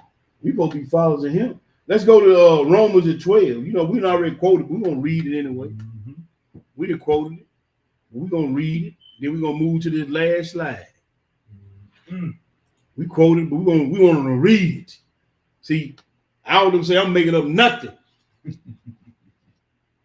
I don't want them say I'm making up nothing. I just read it so much it didn't resonate with me why I didn't remember it. Right. Now, see if I didn't quote it verbatim. Okay. Not for my glory, Yes, sir. but for the glory of the Most High. That's What do it right. say? 12 and 1. What do it say, bro? I beseech you, therefore, brother, Mm-hmm. by the mercies of Elohim, that you present your bodies a living sacrifice, holy and acceptable unto Elohim, Mm-hmm. which is your reasonable service. Only makes sense, but go ahead and read. And be not conformed to this world, That's right. but be ye transformed by the renewing of your mind, Mm-hmm. that ye may prove what is that good and acceptable and perfect will of Elohim. And I don't even know, you know what I'm saying, why the Most High telling me to say that I'm going to say it, because he told me to say it. I know you done messed up 100 times. I know you done set in your mind and set in your heart to do right, to do better, and to get better. And you just ain't seen the way to do it. But I'm telling you, you can start it today. That's right. I know you done messed up. You done said some things and did some things and talked about some folks, didn't follow through on nothing you were supposed to do as a husband or a wife. You'd have missed it here, you'd have missed it there. But I'm telling you, right now, man, you still breathe. Present your body a living sacrifice, holy and acceptable to God, man, which is your reasonable service. Brother, sister. Let's go ahead on and get this day of preparation ready. You understand? And let's move and get ready for the last Shabbat. His mercy and grace is renewed day by day. Come on, man. Come on, man. Giving you an opportunity. Nah, he can't. Nah, but it's a time when grace and mercy gonna run out. Go on, finish it out, bro. All right. Verse 3. Mm-hmm. For I say, through the grace given unto me, Mm-hmm. to every man that is among you, Right. not to think of himself more highly than he ought to think, but to think soberly, according as Elohim have dealt to every man the measure of faith. Every man ain't got a measure of faith. That's it. You better use it before you lose it. Increase it. Use it or lose it. Let me take a peek in on the chat. I see y'all up in there, Sister Francesca. I know she always hanging and banging. Nephew too by y'all up in there. Yes, sir. Praise. Shama New Yah, what's up? Sister Tove up in that building. I know my rib in there. Isaac Israel, Lori Diggins. What's going on, sis? Who we got? I ain't never seen it, but welcome. Winston French. Oh, praise. I ain't never seen that brother up in there. But welcome to the chat, Bruce. Welcome to the channel. Yes, sir. The beautiful one, Avon. I ain't never seen that brother. I guess it's a sister. I don't know, brother or sister, but Shalom. The faithful Ira Ben Israel is in the building. Sister Rita Booker's up in there. All things truth and holiness. I see you up in there, fam. Who else up in there? I'm trying to. There he is. That do a lot group. Isaiah said, we be on the, hey, that joke trying to take everybody reading spot. See the Elder Amnon's up in there. Yes, sir. What's going on, bro? D-Roll the Truth Teller. Aquila and Priscilla Music is in the building. All right, let's get back to that. I just want to give a few shout out to the brothers and sisters in there, man. On this Shabbat night. Let's get to the last slide, bro. All right. Let's go to 2 Chronicles. Okay. Let's go read a little bit about slow-mo. 2 Chronicles. We're going to chapter 7. All right. And we're going to read that 1 through 11. Okay. Let me get there. Yes, sir. 2 Chronicles. See the old slow-mo we're talking about, man. Verses. Did I say first? Oh, 2 Chronicles. 2 Chronicles. I'm in 1 Chronicles. I'm sorry. I need to go to 2 Chronicles. Chapter 7. We're gonna read that 1 through 11. When you get it, bro, go ahead and feed. Now this slow-mo dedicating the temple. Yeah. I want y'all to read this and go spiritual and see how you're supposed to be dedicating your temple. Go ahead and read. All right. Go ahead. Now, when Solomon had made an end of praying, the fire came down from heaven and consumed the burnt offering and the sacrifice. Yes, so it's acceptable. Go ahead.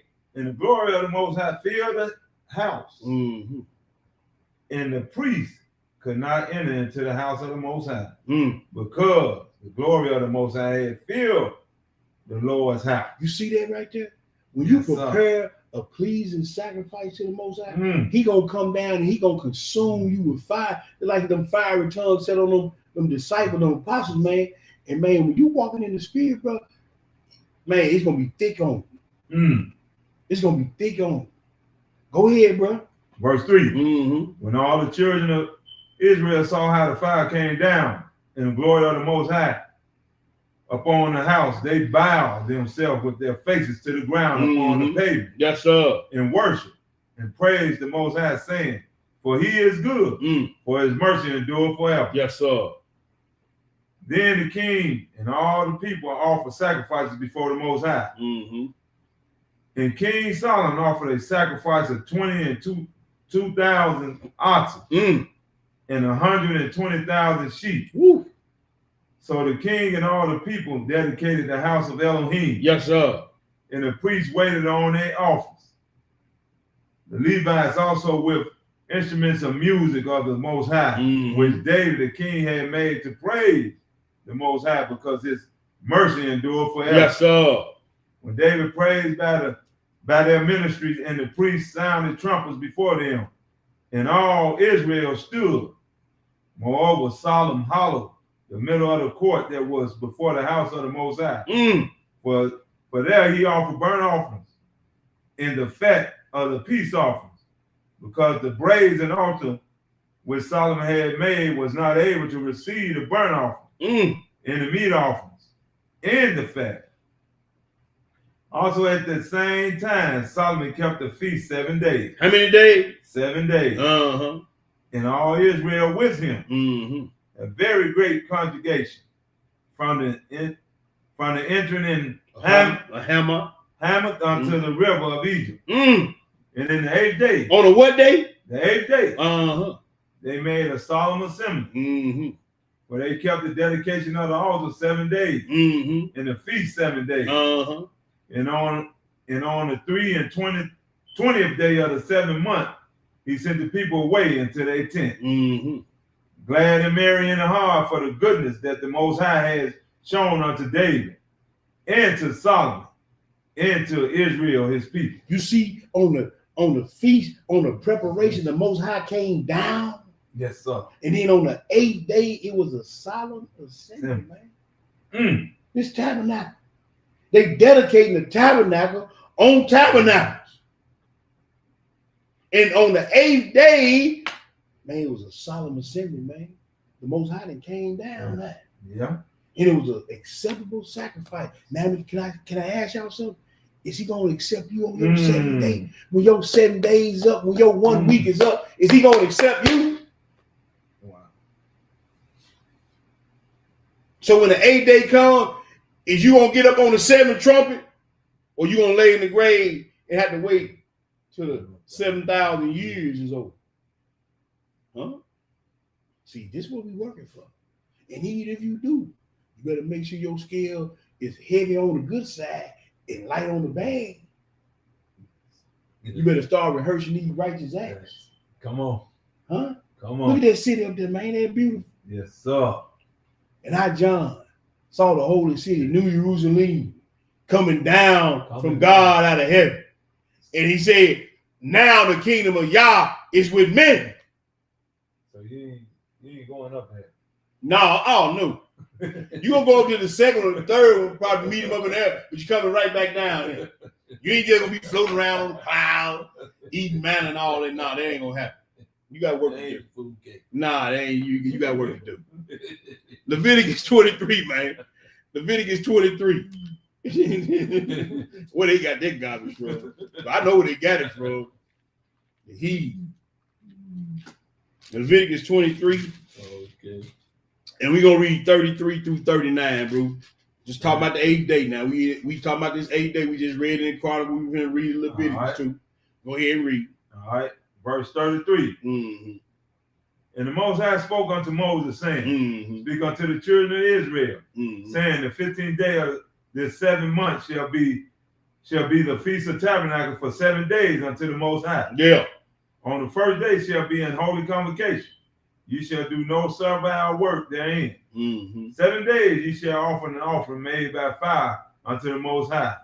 On the 8th day shall be an holy convocation unto you. And you shall offer an offering made by fire unto the Most High. It is a solemn assembly. And you shall do no servile work therein. And so it's the same thing that Solomon was doing when the temple was built. Yeah. Same thing. Just want to give a precept, make sure we're on the right track. Go ahead and read, bro. These are the feasts of the Most High, which ye shall proclaim to be holy convocations, to offer an offering made by fire unto the Most High, a burnt offering and a meat offering, a sacrifice and a drink offering. Everything upon his day. Everything upon his what? His day. Besides the Sabbath of the Most High. Uh-huh. And besides your gifts. Uh-huh. And besides all your vows. Yes, sir. And besides all your free willing offerings. Uh-huh. Which ye give unto the Most High. Besides the Shabbats and your gifts and your vows and your free will offerings, which you give, man, this is what you're going to be doing in preparation. Go ahead, bro. Also in the 15th day of the 7th month, when ye have gathered in the fruit of the land. So the end gathering. Right. Go ahead and read. Ye shall keep a feast unto the Lord 7 days. On the first day shall be a Sabbath day. Shall be a Sabbath, I'm sorry. And on the 8th day shall be a Sabbath. And this is the high Sabbath, the last Sabbath. Rest. Yes, This is the last Sabbath that we're going to be. The last day shall be a what? Sabbath day. A solemn assembly. Yes, sir. You got 7 days to get it right. Let's go read it again. Deuteronomy 16. Moving right along. Y'all hang in with it. Deuteronomy, we're going the wrong way. Deuteronomy 16. We're going to read it again. 13 through 17. Deuteronomy 16, 13 through 17, bro.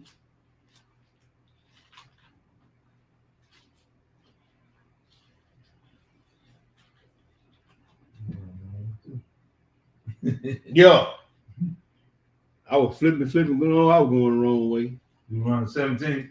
16 and start at verse 13. We're gonna read 13 through 17. 16 and 13. Mm-hmm. All right. Deuteronomy 16 and 13. Thou shalt observe the feast of tabernacles 7 days. After that, thou hast gathered in thy corn and thy wine. Mm-hmm. And thou shalt rejoice in the feast. Thou and thy son and thy daughter and thy maidservant.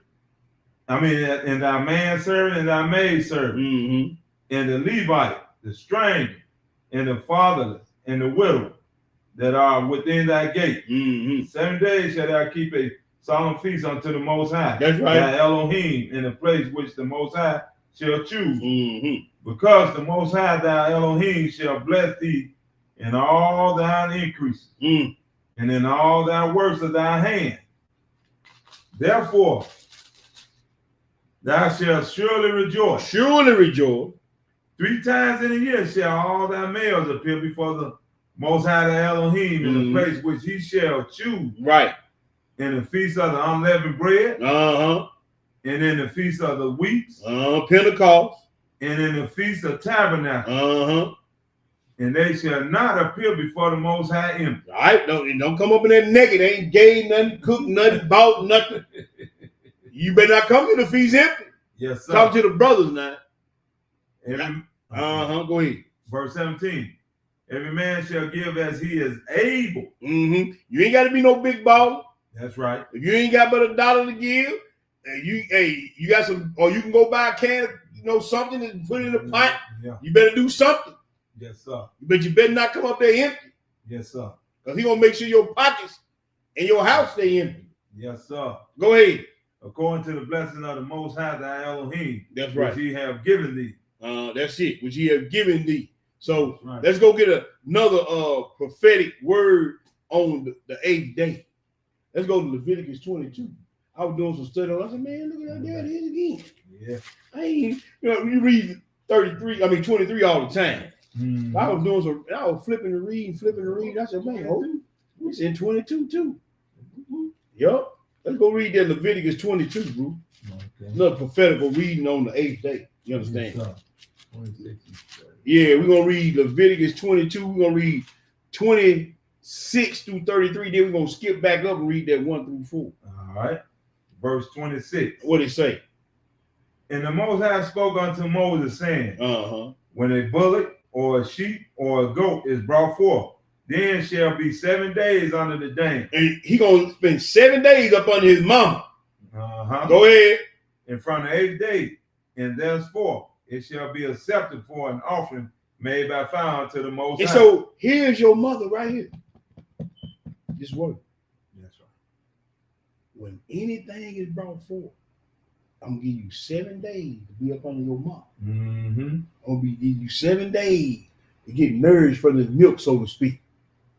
You understand what I'm saying? Mm-hmm. This pure milk, this sincere milk. Sincere. You got 7 days to get this here. Now on the 8th day, you got to come holler at me. Mm. I'm gonna snatch you up. Now on the 8th day, you gotta share me sometime. Yes, sir. Go ahead.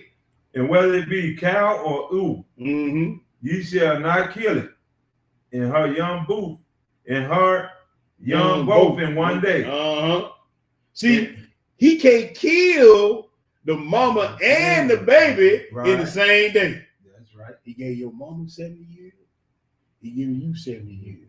She had 70 years with this here. You gonna get 70 years with this here. Mm.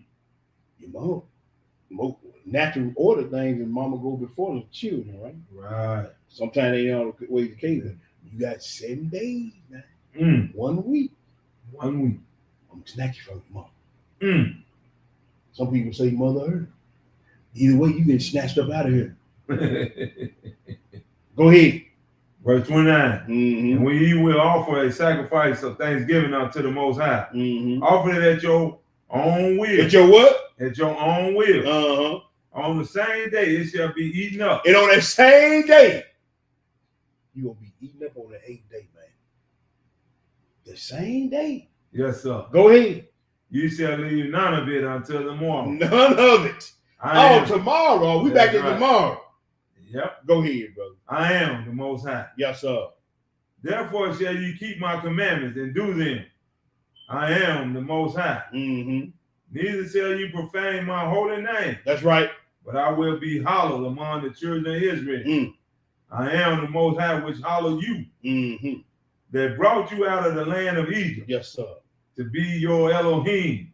I am the Most High. Skip up and read 1 through 4. Turn back.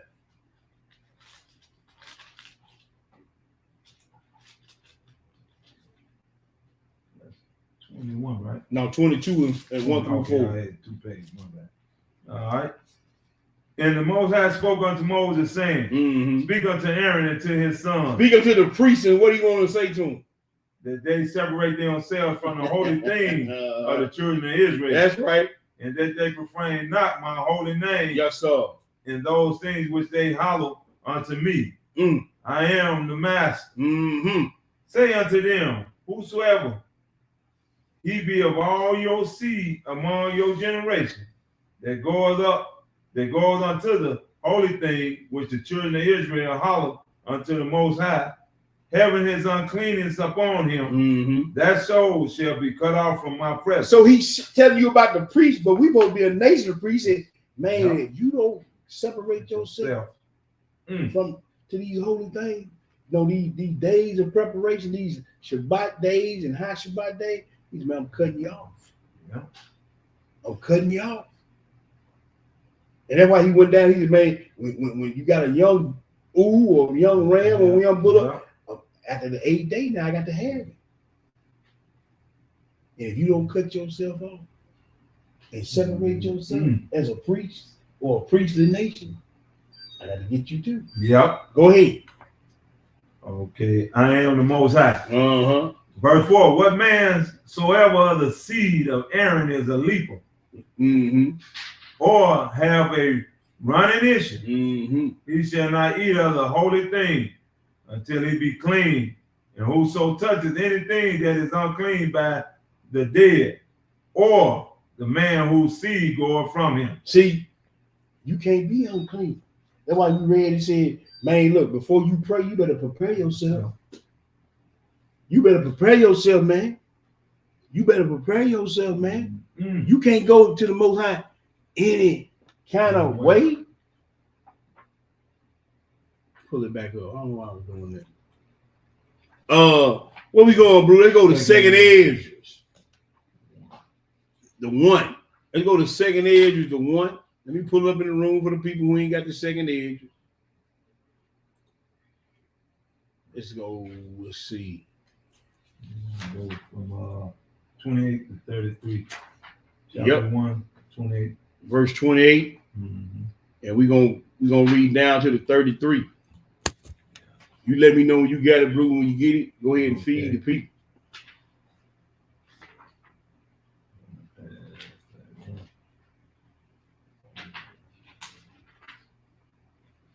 Okay, 28. All Mhm. right, I'm there.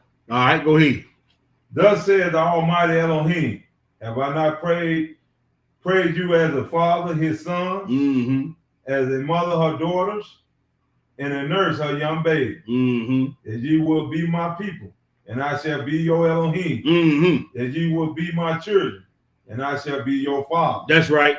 I gather you together as a hen gathering her chickens under her wing. That's right. But now, what shall I do unto you? I will cast you out from my face. When you offer unto me, I will turn my face from you. For your solemn feast days, your new moon, and your circumcisions have I forsaken. You see it? The circumcision was pointing toward the eighth day. Because every male had to be circumcised on the eighth day, which was representative. There will be no more flesh. And he said, man, I'm going to turn my face even from your circumcision. So that means on the eighth day, what you got coming?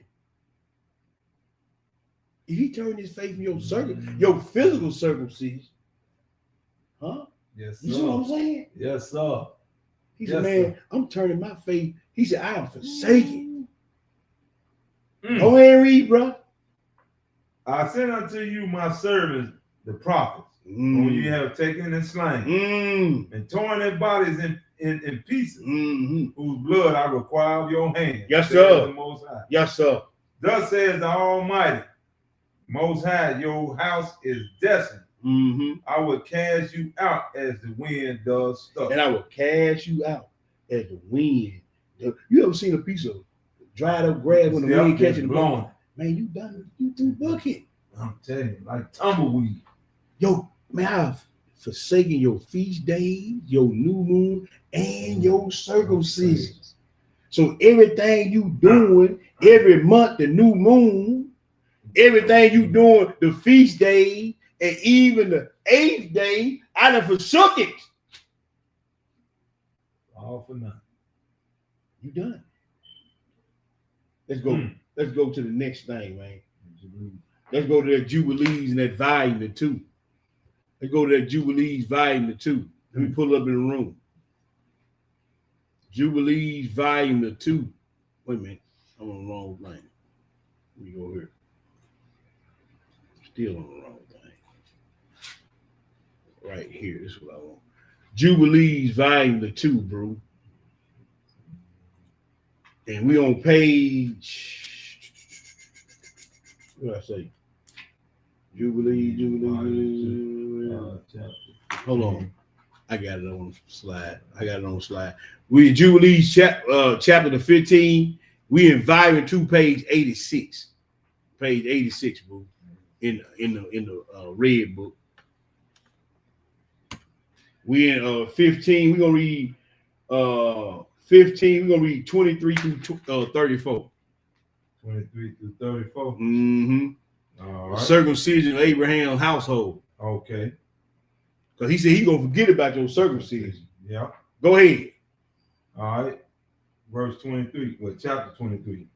And Abraham did as the Most High said to him, and he took Ishmael, his son, and all the male servants of his house, and also whomever he brought with money, every male who was in his house, and he circumcised the flesh of their foreskin.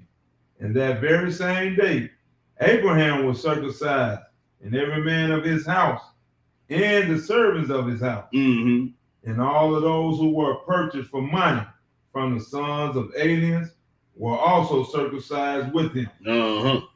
The law is for all the eternal generations, and there is no circumcising of days. That's right. And there is no passing of a single day beyond 8 days. Wait a minute. It ain't gonna be no more days past 8 days. It ain't no more days past 8 days. So if you don't make it on the 8th day, you done. It's over with. You understand what I'm saying, bro? Yeah. Go ahead. Because it is an eternal ordinance ordained and written in the heavenly tablets. And anyone who is born, whose own flesh is not circumcised on the 8th day, is not from the sons of the covenant, which the Most High made for Abraham, since he is from the children of the destruction. And there is therefore no signs upon him, so that he might belong to the Lord, because he is destined to be destroyed and annihilated from the earth. You see that right there? Yes, sir. You see that? Yes, See, sir. y'all better get this regular ordinance done first now.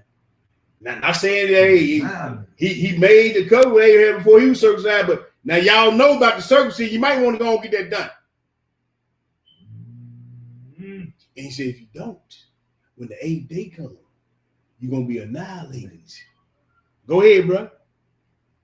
And annihilated from the earth, and to be uprooted from the earth, because he has broken the covenant of the Most High Elohim. Because the nature of all of the angels of the presence in all the angels of sanctification was thus from the day of their creation. What? Wait a minute. You mean the angels got circumcised? Yeah. Oh. Yes. Oh. So Mm. you might want to go and make your appointment, brother. Mm. Quick, fast, in a hurry, and hurry up. All right. Go ahead. And in the presence of the angels of the presence, in the angels of sanctification, he sanctified Israel so that they might be with him and with his holy angels. That's right. And you commanded the sons of Israel and let them keep this sign of covenant for their generations, for an eternal order. And they will not be uprooted from the land. Oh. Because the commandment was ordained for the covenant, so that they may keep it forever. Forever. For all the children of Israel. For the Most High did not draw Ishmael and his sons and his brothers and Esau near to him. To himself, I'm sorry. And he did not elect them, because they are the sons of Abraham. For he knew them. But he chose Israel that he might be a people for himself. Yes, sir. That they might be a people for himself. And he sanctified them and gathered them from all the sons of man, because there are many nations and many people, and they all belong to him. But over all them he caused spirits to rule, so that they might lead them astray from following him. You see that? He put the wicked spirit to lead and get them away from me, man. So Israel, when you deny the covenant, when you don't prepare yourself for the 8th day, man, that's why you see these evil spirits resting on these folks, man. Yes, sir. Yes, sir. Evil spirits resting on these people. Yes, bro. sir. Go ahead, bro. But over Israel, he did not cause any angel or spirit to rule, because he alone is their ruler. That's right. And he will protect them, and he will seek for them at the hand of his angels. That's right. And at the hands of his spirits. Yes, sir. And at the hand of all his authorities, so that they might guard them and bless them, and they might be his, and he might be theirs, henceforth and forever. Man, the 8th day, man. Man. You see this here? He gave the wicked one rule over all the other folk. He gave his angels and his authority over Israel. Now the ones that keeping the covenant physically and spiritually. Yeah. He said, no uncircumcised in heart or flesh gonna get into the kingdom, man. Hey, I might, if you ain't done it, you might want to make you an appointment. He said, no one uncircumcised in the flesh or in the spirit is getting in the 8th day. You can, well, let me be quiet.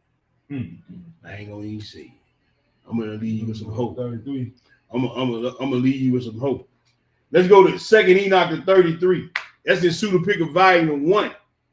Oh, we did Jubilee. No, go down 34. I'm sorry. No, we didn't even finish that. Yeah, okay, 33. And now I shall announce to you that the sons of Israel will deny their ordinance. This ordinance.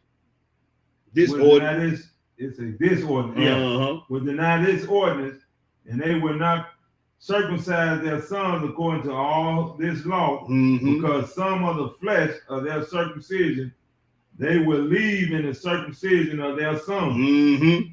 And all of the sons of Belial will leave their sons without circumcising, just as they were born.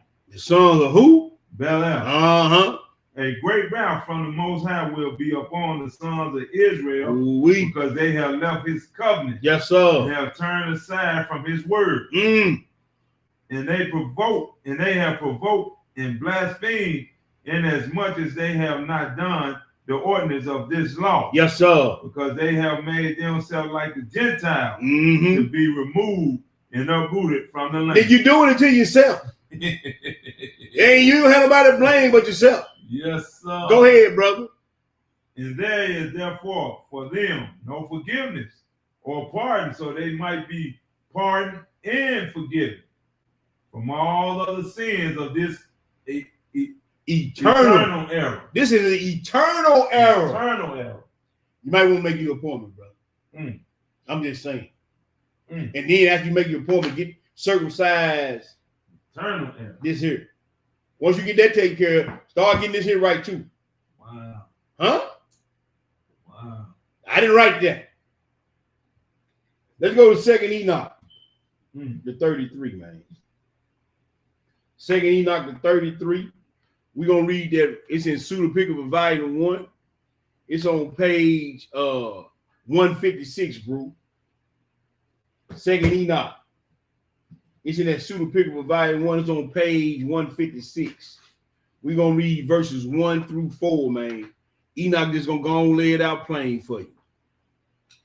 Enoch going to finna lay it out plain. 156. 156 started that God shows Enoch. Okay. God shows Enoch the epoch of this world. That means the end of it. Okay. The fruition of it. Go ahead and read. The existence of 7,000 years. And the 8,000 is the end. I told you. This is the last Shabbat day of the first day of forever. God shows Enoch the epoch of this world, the existence of 7,000 years. And the 8,000 years is the end. What? Go read. Neither years, nor months, nor weeks, nor days.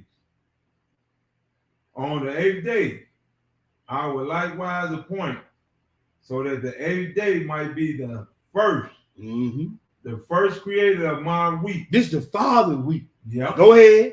And that it shall revolve in the revolution of 7,000, so that the 8,000 might be in the beginning of a time not reckoned in unending. You see that? See what we gonna be doing though. See, I get excited when I hear that. This ain't never been before, and this time ain't gonna have time not reckoned or unending. Go ahead and read. Neither years, no months, no weeks, no days, no hours, like the first day of the week. So also the 8th day of the week might return continually. It's gonna be a continual Shabbat. It's gonna be the last Shabbat, but the first day of the Father's week, and it ain't gonna never be nothing but the first day. It ain't gonna never end. It's all gonna be the first day. What day of the week is the first day? Yes, sir. It's the last Shabbat is the first day. Same thing. You hear me? Forever. Go ahead, bro. And now, Enoch, whatever I have told you, and whatever you have understood, and whatever you have seen in the heavens, and whatever you have seen on the earth, and whatever I have written in the books, by my supreme wisdom and all these things, I plan to accomplish. Yes, sir. And I create them from the highest foundation to the lowest, and to the end. And to the end. You see that right there, Yes, bro? sir. You see that right there? Yes, sir. What? Hey, that's a word for you right there. Man. Let's go see what Barnabas got to say about the 8th day. Let's go to the epistle of Barnabas, chapter the 15. You got that, Blue? I'm gonna have to read. Okay. We in the epistle of Barnabas. Let me see. I'm waiting my. It ain't loading up. Make sure we ain't got no delay around here. I want everybody to read this here. Yeah, we got a little delay. Let me blow it up a little bit. I'm looking at it from here, and I know I can't see it. I'm gonna blow it up a little bit. Make sure the people can read. Blow it up. Let me read it. All right, the epistle of Barnabas, chapter the 15. We're gonna read that verses 1 through 9, but I'm gonna read it. Okay. Wait a minute now. I'm gonna do that. You ain't do it. No, I did something. I kind of took it back down. Okay. It says, moreover concerning the Sabbath, likewise, it is written in the 10 words or the 10 Davarim or the 10 commandments, in which he spake unto Moshe face to face on Mount Sinai. And ye shall hallow the Sabbath of the Most High with pure hands and with a pure heart. See, right here we go again. You better hallow this Sabbath with a pure hand and pure heart. And in other places he said, if my sons observe the Sabbath, then I will bestow my mercy upon them. Verse 3, of the Shabbat he speaketh in the beginning of creation. And Yah made the works of his hands in 6 days, and he ended on the 7th day and rested on it, and he hallowed it. Give heed to what this means. He ended in 6 days. He meaneth this, that in 6,000 years, the Most High shall bring all things to an end. For the day with him signified 1,000 years. And in this, he himself beareth me witness, saying, behold, a day of Yahweh shall be as 1,000 years. That's that people. Yeah. Therefore, children, in 6 days, that is in 6,000 years, everything shall come to an end. And he rested on the 7th day. This he means. When his son shall come and shall abolish the time of the lawless one, and shall judge the ungodly and change the sun and the moon and the stars, then shall he truly rest on the 7th day. This Yeshua King. Yes, sir. And furthermore, he said, and thou shalt hallow it with pure hands and with a pure heart. If therefore man is able now to hallow the day which Yahweh hallowed, though he be pure in heart, we have gone utterly astray. But if after all then, and not till then, shall we truly rest and hallow it, truly in your spirit and your mind, when we shall ourselves be able to do so after being justified and receiving the promise. When iniquity is no more, and all things have been made new by the Most High, we shall be able to hallow it then, because we ourselves shall have been hallowed first. Finally, he said to them, your new moons and your Sabbaths I cannot away with. We read that. Yeah. See ye what is his meaning. It is not your present Shabbats that are acceptable unto me, but the Shabbat which I have made, in which when I have set all things at rest, I will make the beginning of the 8th day, which is the beginning of another world. That's going to be the last Shabbat. When the Father finally get the rest. Huh? Verse 9. Wherefore also we keep the 8th day for rejoicing, in the which also Yeshua rose from the dead and have been manifest ascended into the heavens. You see that right there, brother? Yes, sir. You see that? Yes, sir. Man, look, there's some heavy hitters. We finna go read about it. Let's go to 1 Corinthians. Hey, everybody knew about the 8th day. Abraham, Jubilee, Isaiah, Jeremiah, Revelation, John, the Revelator. Everybody, and Enoch, everybody knew about it. Man, just here. We just didn't know about it. Come on. Let's go to 1 Corinthians 15, bro. Okay. Let's go to 1 Corinthians 15. We'll put it up in the room. No, you ain't gonna put that up in the room. Okay. 1 Corinthians 15. Let's go to 24 through 28. Then we're gonna skip down, read 50 through 58. Okay. And then out there we got 3 more. We out of here. Okay.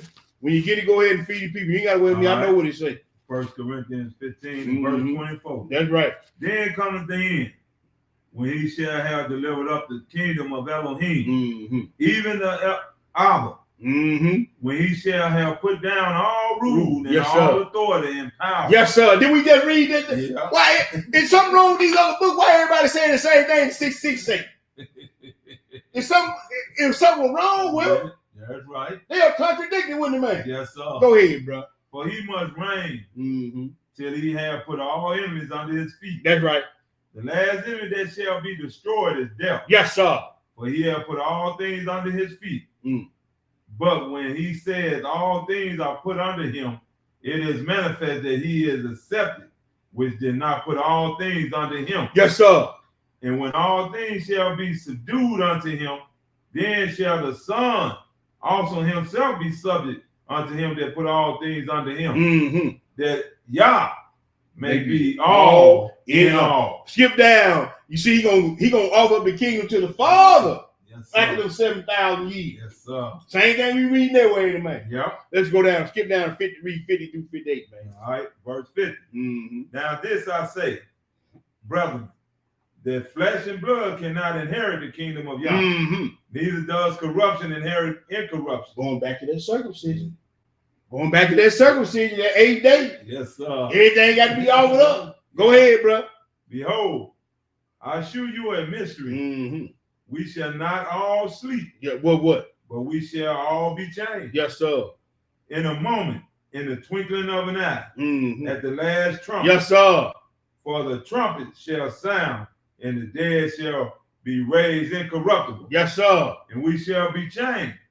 For this corruptible must put on incorruptible, and this mortal must put on immortality. So when the corruptible shall have put on incorruptible, and this mortal shall have put on immortality, then shall be brought to pass the saying that is written. Yes, sir. Death is swallowed up in victory. Death is swallowed up in victory. O death, where's that sting? O grave, where's that victory? There ain't gonna be none, because hey, he gonna kill death. That's right. How you kill death? He gonna kill death, Yeah, man. I know that's right. Everybody gonna be immortal Yes, when he sir. offer the kingdom to the Father. Yeah. Either in the lake of fire or in the kingdom.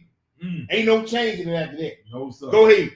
The sting of death is sin, and the strength of sin is the law. That's right.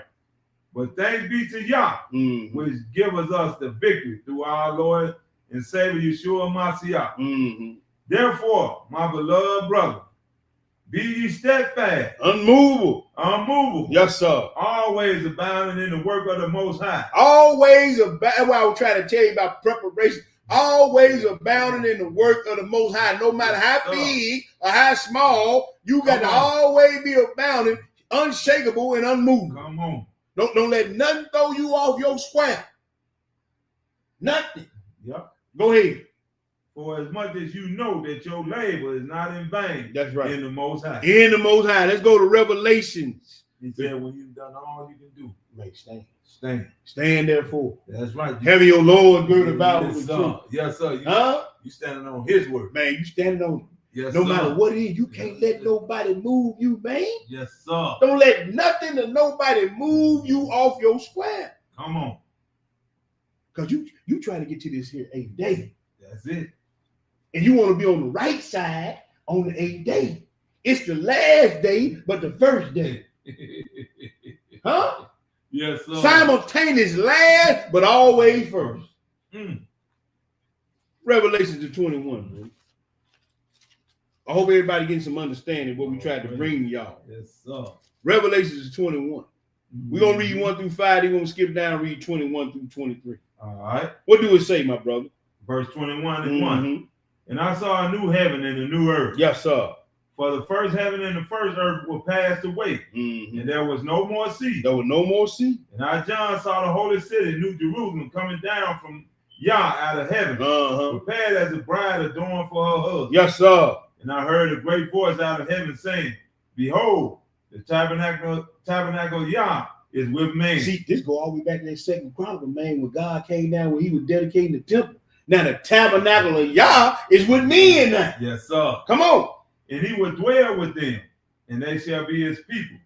And Yah himself shall be with them, and be their Yah. And Elohim wiped away all tears from their eyes. Yes, sir. And there shall be no more death. No more death. Neither sorrow, nor crying, neither shall there be any more pain. For the former things are passed away. Didn't he say he gonna kill death in that Corinthians? Go ahead. Yes, sir. And he that sat upon the throne said, Behold, I make all things new. I make all things new. And he said unto me, Right, for these words are true and faithful. These words, and it gonna happen. It gonna happen. It's gonna happen. It's gonna happen. Don't think it ain't. Let's go back to Enoch real quick for a one-hitter quitter. Let's go. We want going down to 21. Oh, yeah, hit that 21, 23. That's right. Yeah. And the 12 gates. Wait a minute. What spiritual is? What is 13 gates for spiritual Israel? You said 12. How many tribes is it? 12. So why everybody's gonna be in Jerusalem? If you can't trace your lineage back to one of these boys, with one of these gates, yes, sir. how you gonna be? I'm reading 12 gates. 12. I ain't read no gate for Esau, for Japhet, for Ishmael, for Ham, for Cush. I ain't read. I said 12 gates, man. That's right. 12. How you gonna get there? Go ahead. And the 12 gates were 12 pearls. Every several gate was of one pearl. And the street of the city was pure gold, as it were transparent glass. And I saw no temple therein. That's right. For the Most High Elohim Almighty and the Lamb are the temple of it. It's the Father and Son coming down here, man. Son. They said they gonna be the temple thereof. That's Go ahead. Right. And the city had no need of the sun, neither of the moon, to shine in it.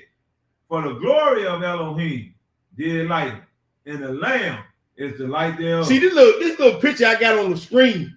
It's beautiful, and it's awe-inspiring, but it ain't nothing. It don't even come close to what you gonna see when they come down, when both of them down here at the same time. I mean, it's beautiful and awe-inspiring as that picture was to me. That picture ain't gonna come close to it. Yes, sir. Go ahead, brother. And the nation of them which are saved shall walk in the light of it. Yes, sir.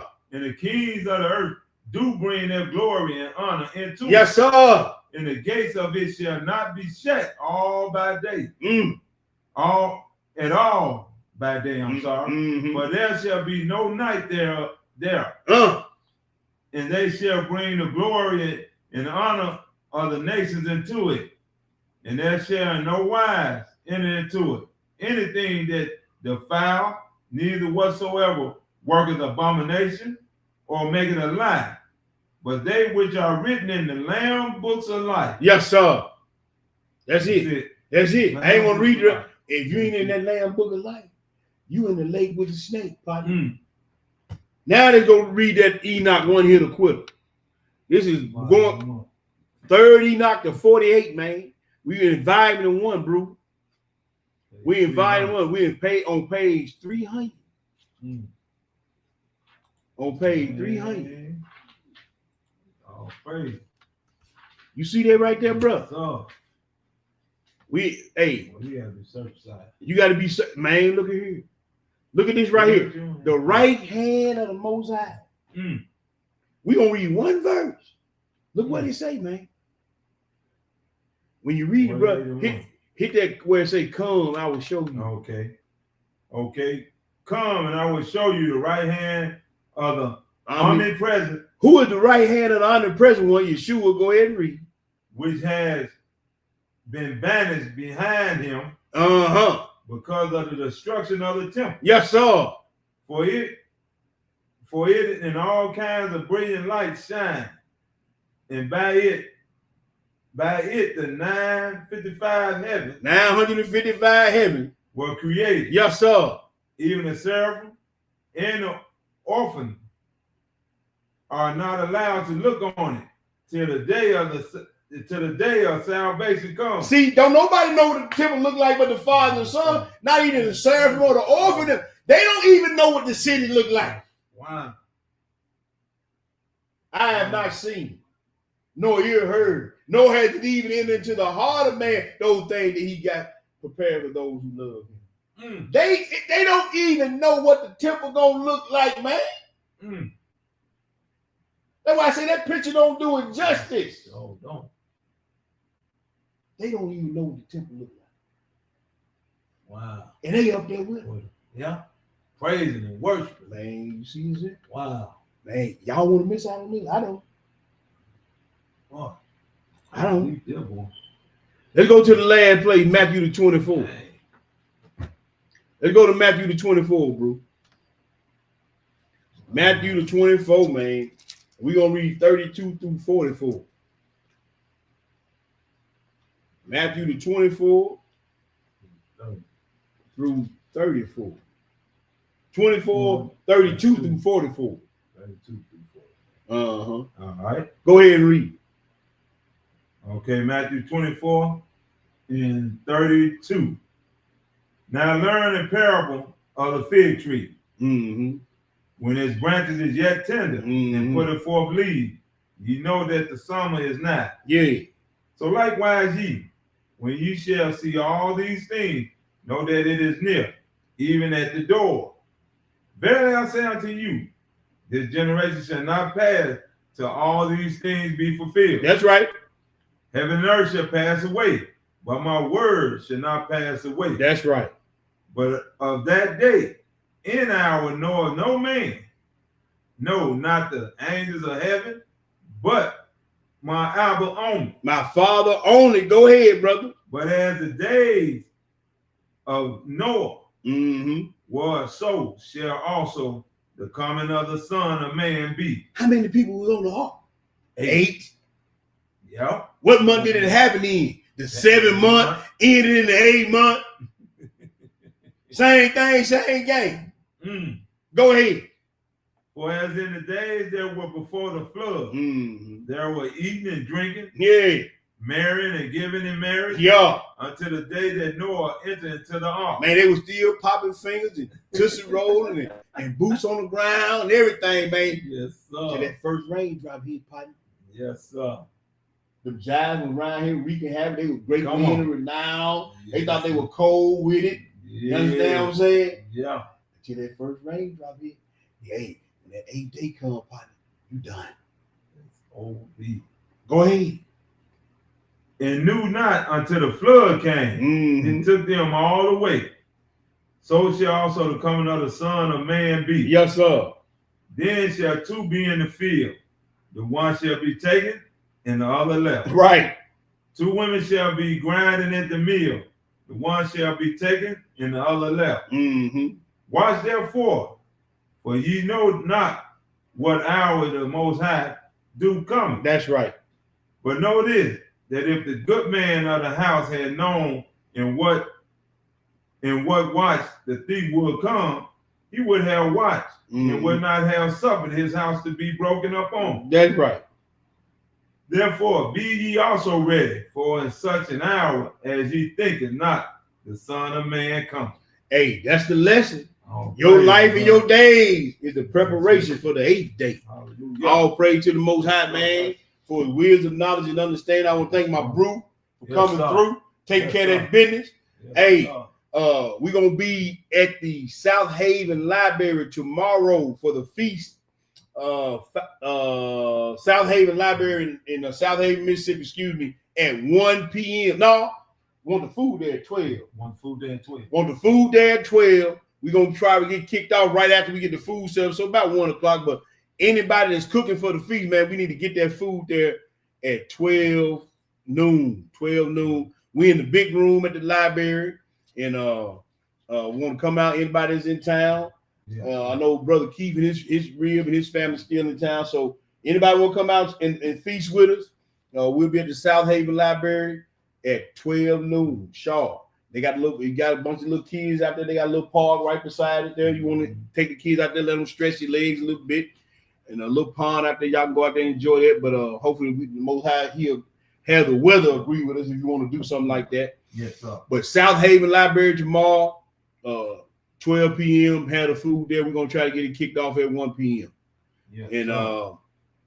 All praises for everybody that was in the chat. I see your rib up in here too, Rob. All praise. All praises. I see Zaz always in the building. Yes, sir. Nephew too. He probably finna go on and do another lesson knowing him. Yeah.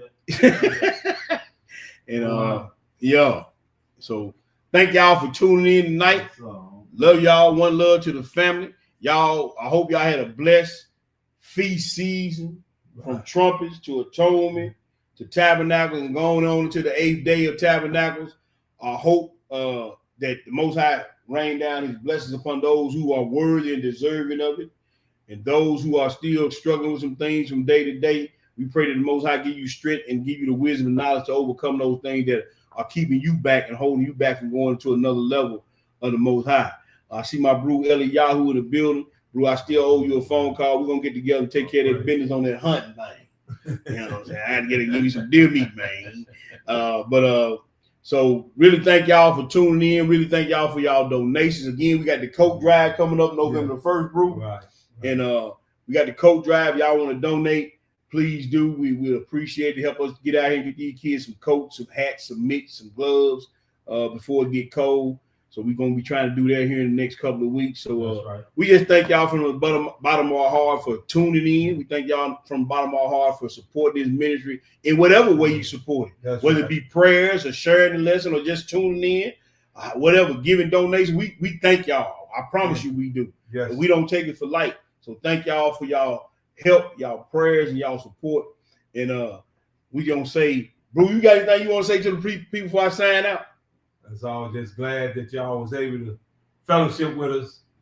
And we, just like you said, just thank y'all from the bottom of our heart for all y'all do in any way that y'all do it. That's right, bro. Like you're saying, watching the videos, coming on the chat, right, donations, right. Just any way that y'all share, any way that y'all fellowship with us. We just so thankful and honored that y'all took that time out to tune into our channel. Yep. All praise, man. You want to close us out, bro? We want to stand and face Jerusalem, close out. All right. Our Father, which art in heaven, hallowed be thy name. Hallowed be thy name. Thy kingdom come. Thy kingdom come. Thy will be done. Thy will be done in earth, as it is in heaven. As it is in heaven. Give us this day. Give us this day our daily bread. Our daily bread. And forgive us our debt. And forgive us our debts. As we forgive our debtors. As we forgive our debtors. And lead us not into. And lead us not into temptation. But deliver us from evil. For thine is the kingdom. For thine is the kingdom. And the power. And the power. And the glory. And the glory. Forever. Forever. Hallelujah. Hallelujah. Hallelujah. Hallelujah. Hallelujah. Hallelujah. Praise the mighty Yah. Praise the mighty Yah. All right, family, y'all enjoy y'all Shabbat. Wherever y'all gonna be keeping the Shabbat, keep it in spirit and in truth, with pure hands and with clean hands and a pure heart. And we love y'all. Shalom. Yes, sir.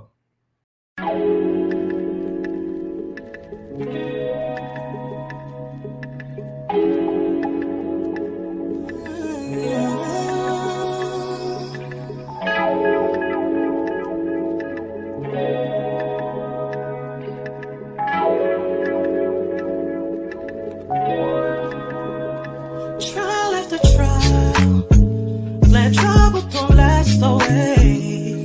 Pray for sunshine, give me a sign, it will be brighter days. I know I'm not worthy, as I pray and I weep at your feet. I ask you to forgive me and restore to my joy is complete. You said joy comes in the morning. I'm so glad.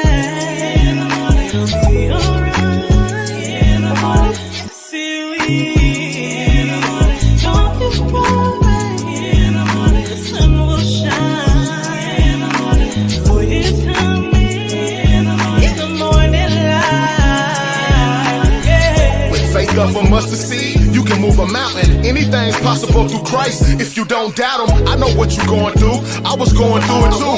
Bills steady piling up, you don't know what you gon' do. Eviction notice on the rent, who can I reach out to? I'm at it with sense, and I'm kinda beefing with my brother too. I don't know, I'm praying though, waiting for the morning to come. It's been darkness for a while, I don't smile cause I'm hurting inside. I keep my faith, but it's harder when your loved ones dealing with Satan. Just gotta wait and be patient, that's what the words say. I'm reading it daily, that's how I know it's gonna be great for me later. That's when the morning comes, he won't forsake you, just don't break when the trials come. Stand tall and rejoice, you a chosen one. He only chastises those he loves, so keep your faith and stay strong till the morning comes. The trouble, it don't last always. It's gonna be a brighter day. Hold on and you just keep the faith. Hold on throughout the struggle. The trouble, it don't last always. There's gonna be a brighter day. Hold on and you just keep the faith. Hold on throughout the struggle. O Lord, thou hast brought up my soul from the grave. Thou hast kept me alive, that I should not go down to the pit. Sing unto the Lord, O ye saints of his, and give thanks at the remembrance of his holiness. For his anger endureth but for a moment, and his favor is life. Weeping may endure for a night,